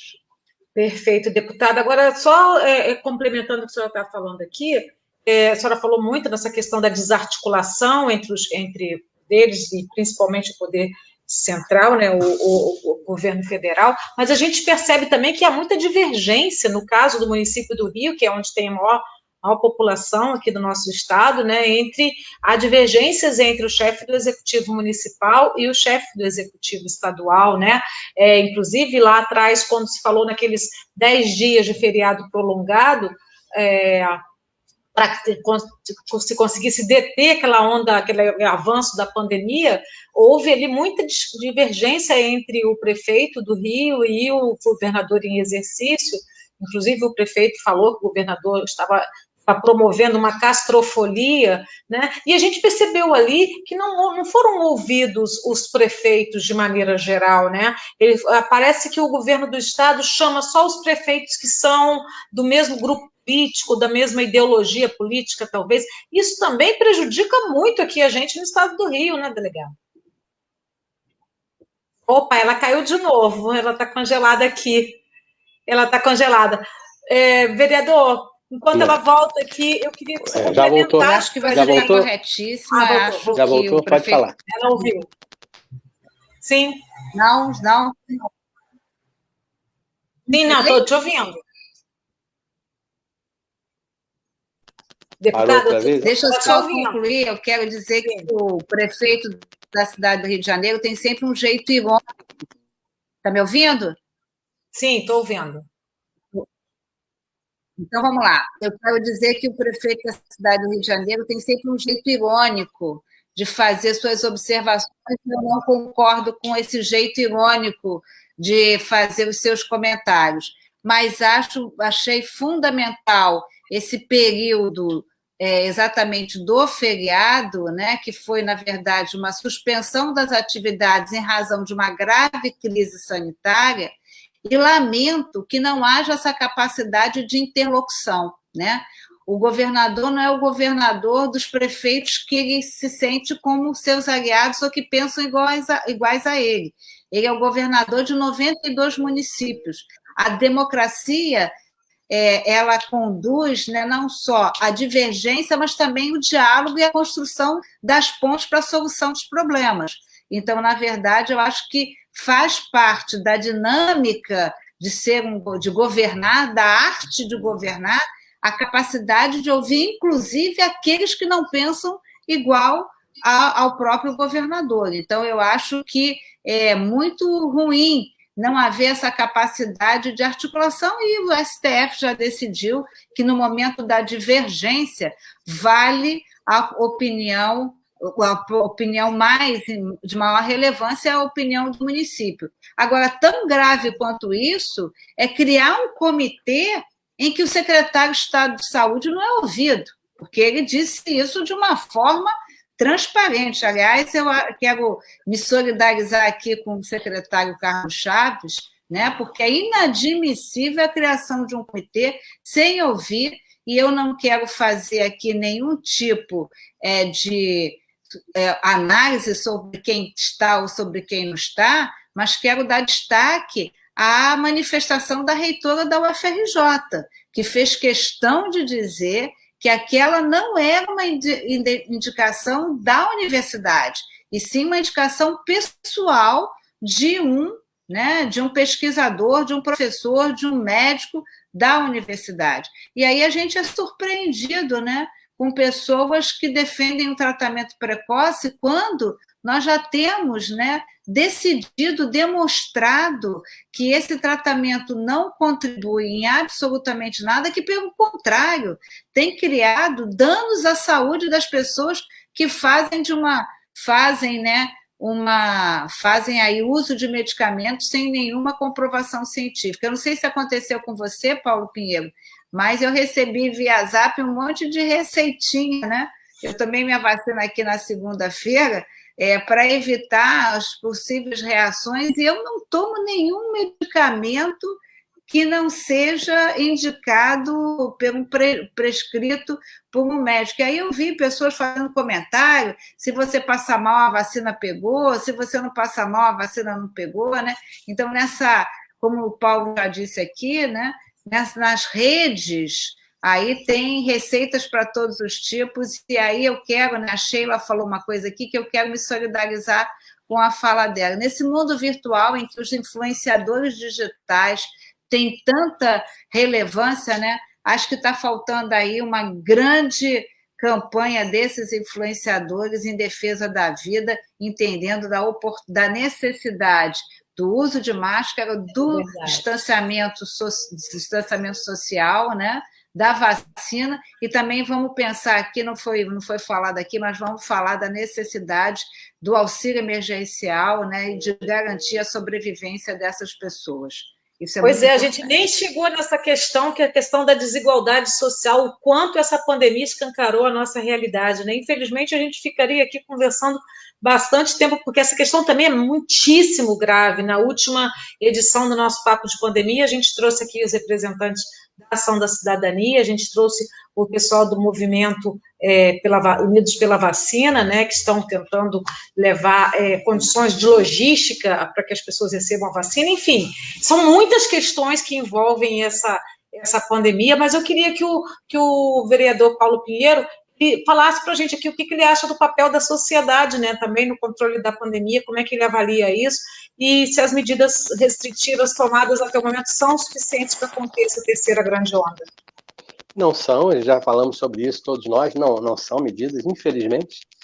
E aí surge a história do auxílio, qualquer tipo de auxílio. Você só pode pedir para uma pessoa ficar em casa, né? Só quem fica em casa, trabalhando em casa, é quem tem condições de fazer isso. Então, as pessoas que precisam ir para a rua, elas vão para a rua para pegar exatamente aquilo que mais causa infecção, que é o transporte coletivo. É preciso dar condições para o pequeno comerciante não demitir os seus empregados, para que o cidadão possa receber a Câmara. Nós temos um projeto nosso aprovado na Câmara, até hoje não foi feito pelo prefeito anterior, nem pelo prefeito atual. A Assembleia Legislativa também já discutiu um programa que o governador disse que vai começar a fazer. O presidente da República disse que ia mandar novamente o auxílio. Ou seja, todo mundo diz uma coisa que é absolutamente necessária, a criação de colchões de proteção. Para você dizer não vá na rua, o camarada é autônomo, o camarada é camelô, o sujeito trabalha por conta própria, vai buscar o dinheiro do jantar, se puder almoçar na rua. Essas pessoas precisam ter um auxílio do governo, porque elas não podem ficar em casa, não podem se manter em casa, porque se elas se mantiverem em casa, não tem comida para a casa delas. E aí aquela história morre de fome, mas o presidente da República tenta usar isso, dizendo que tirar as pessoas de casa, tirar as pessoas da rua, significa matar as pessoas de fome. Não é isso. Nesse momento, o governo tem que dar dinheiro para que as pessoas não morrem de fome. Essas pessoas não podem trabalhar. E se forem trabalhar, elas vão matar outras pessoas, matar os seus parentes.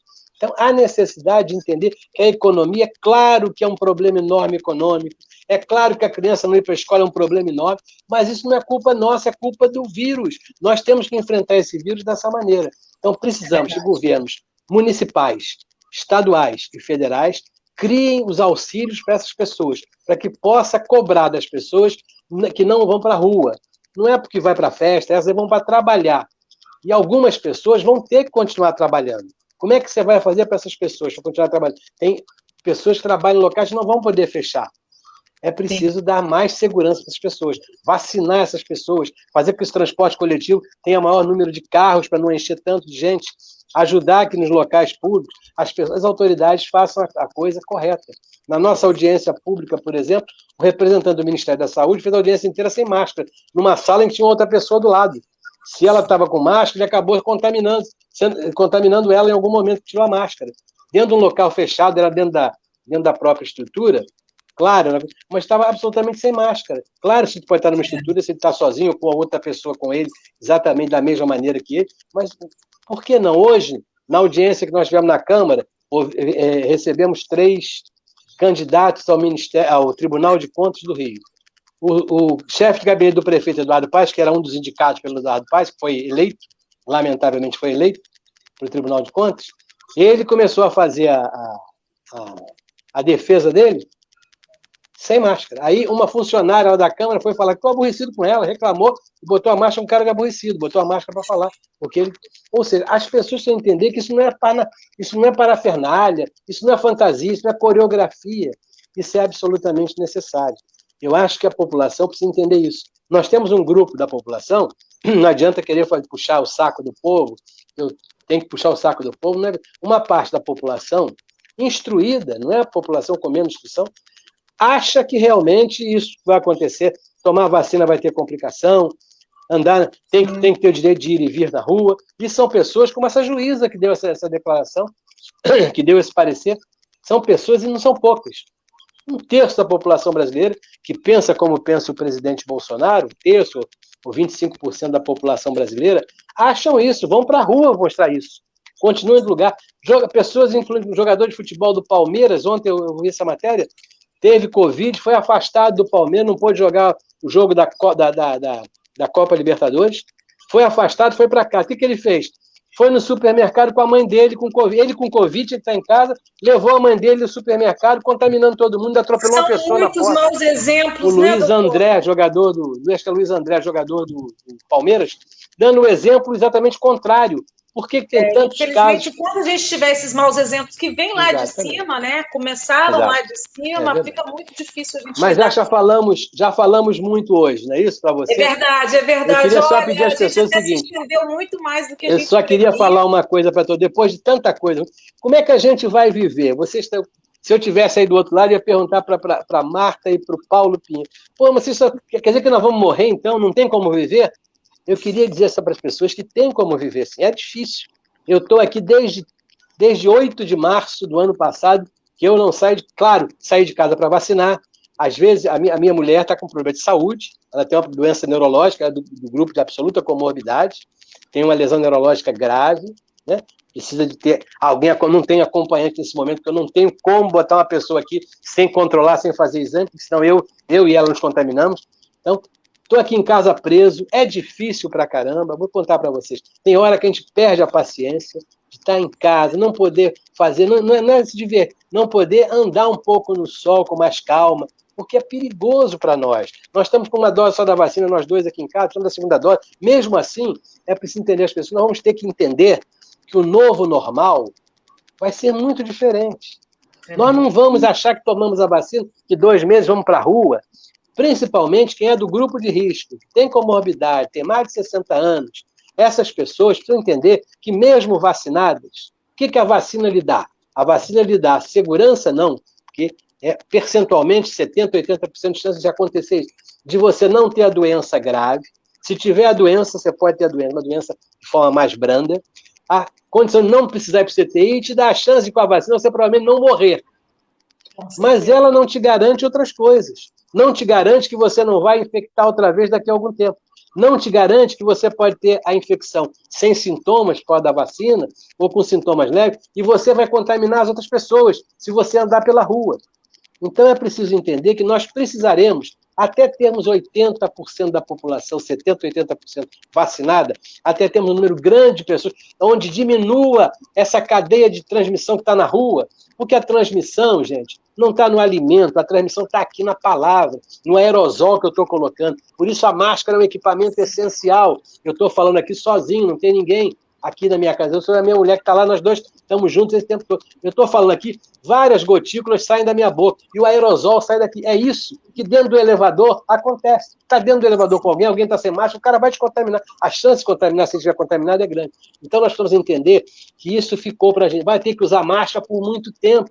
Nós brincamos e mexíamos, fazíamos graça com o japonês que usava máscara o tempo inteiro, preocupado. Nós vamos ter que andar um tempo e tem que entender que vamos ter que aprender a fazer isso se queremos ficar vivos. Então, é preciso ter paciência, muita paciência. Os cuidados têm que ser mantidos. Evidente que pode, de alguma maneira, melhorar quando tiver mais gente vacinada, quando tiver mais... Ou seja, mas sempre entendendo que nós não estamos livres da doença tão cedo. E que este ano será um outro ano perdido em termos dessas coisas todas. Carnaval, futebol, teatro. Como é que eu vou acreditar que eu vou poder ir a um teatro com segurança? Não vou poder. Então, mas temos para ficar vivo. Isso tudo é para ficar vivo. Se a gente quer ficar vivo, se a vida é importante para a gente, vamos tratar de cuidar da nossa vida e da vida dos outros. Isso aí, muito Resiliência obrigada. e empatia, Paulo. Resiliência e empatia. É isso mesmo. Era isso que eu ia pedir agora, que vocês encerrassem aqui, né, deixando um recado final para quem está assistindo essa live, ou que vai assistir ainda essa live no nosso Facebook, no nosso YouTube. O Paulo Pinheiro já falou aqui. Deputada Marta Rocha, qual é a sua mensagem final? Em primeiro lugar, agradecer muitíssimo a oportunidade de estar aqui com você. Né, pedir desculpas por essas intercorrências aí de entra e sai, deu pane geral aqui na Tijuca de luz, o 4G não funcionou, mas a gente conseguiu, apesar dos obstáculos, chegar até o final. Quero muito agradecer o convite, né, dizer da minha alegria de encontrar de novo o Paulo Pinheiro, pedir às pessoas que acompanhem o trabalho da Comissão de Saúde, nos acompanhem nas nossas redes sociais, né, deputada delegada Marta Rocha, e dizer, né, que nesse momento a gente precisa de resiliência e empatia. É difícil, é muito difícil, mas já foi mais difícil. Hoje a gente conhece a dimensão da doença, a gente conhece o que significa a Covid-19 e as suas consequências. E para superar essa grave crise sanitária, nós precisamos mais do que nunca do compromisso individual de cada um que mora nesse município, nesse estado, nesse país, para superar essa doença. Então, vamos aproveitar aqui, eu quero falar também sobre o Pacto pela Vida, que é uma iniciativa que está conduzindo aí vários pesquisadores, várias organizações que falam exatamente sobre isso, que é o uso de máscara, o distanciamento social, a vacinação e as medidas de segurança alimentar, como foi feita pela Assembleia Legislativa, o Supera Rio, e a gente está cobrando isso do governador, cobrando também não só a implementação do programa Supera Rio, com o auxílio emergencial, mas a possibilidade de crédito no valor de 50 mil a pequenos empreendedores e pequenos empresários. Então, obrigada pelo convite e viva o Sistema Único de Saúde. Viva! Viva o Sistema Único de Saúde, parabéns, nosso abraço aos profissionais da área da saúde. Sem vocês, essa doença não teria. Vocês são os verdadeiros heróis dessa grande batalha. E obrigada, muito, muito obrigada pela oportunidade. Já conheci aí o seu portal, mas estar aqui com você foi muito bom e obrigada. Obrigada. Eu agradeço muito, deputada. Obrigado. Muito obrigado, Rosane. Agradecer a todos, mais uma vez, a oportunidade de estar aí com a Marta Rocha outra vez, e agradecer esse espaço que estão dando. Entre na nossa rede social, vamos ter que conversar mais vezes. Com Facebook, certeza. Vereador Paulo Pinheiro, vamos conversar, vamos discutir mais, vamos ter resiliência, paciência e vontade de viver. Um abraço para vocês todos. Gente, olha, agradecer também quem está aqui assistindo, quem ficou assistindo com a gente até agora, quem ainda vai assistir essa live, espero que repliquem, passem para outras pessoas também, muita gente não pode assistir nesse horário, mas assiste depois. Né? Agradecer nossos queridos convidados de hoje, que nos honraram aqui com a sua participação, deram aqui uma aula para a gente hoje, enfim, aprendemos bastante hoje. Nossa, eu aprendi, tem muitas pautas derivadas daqui, com certeza. Não deixem de acompanhar também, convidar todo mundo a acompanhar o nosso próximo Papo de Pandemia, que já está praticamente todo fechado. A gente vai falar sobre os impactos na saúde física e mental dos profissionais de saúde que atuam na linha de frente da Covid. Né? Fiquem ligados que vamos divulgar todos os detalhes aqui nas nossas redes também, e envie suas dúvidas e perguntas antecipadamente também para nossas redes ou para o nosso e-mail papodepandemia@vidaeação.com.br, sem o tio e sem a cedilha. Um abraço afetuoso para todo mundo, cuidem-se e fiquem em casa sempre que possível, né? Porque a pandemia está aí na nossa porta. Obrigada, gente. Tchau, tchau. Obrigada, um abração. Tchau, tchau.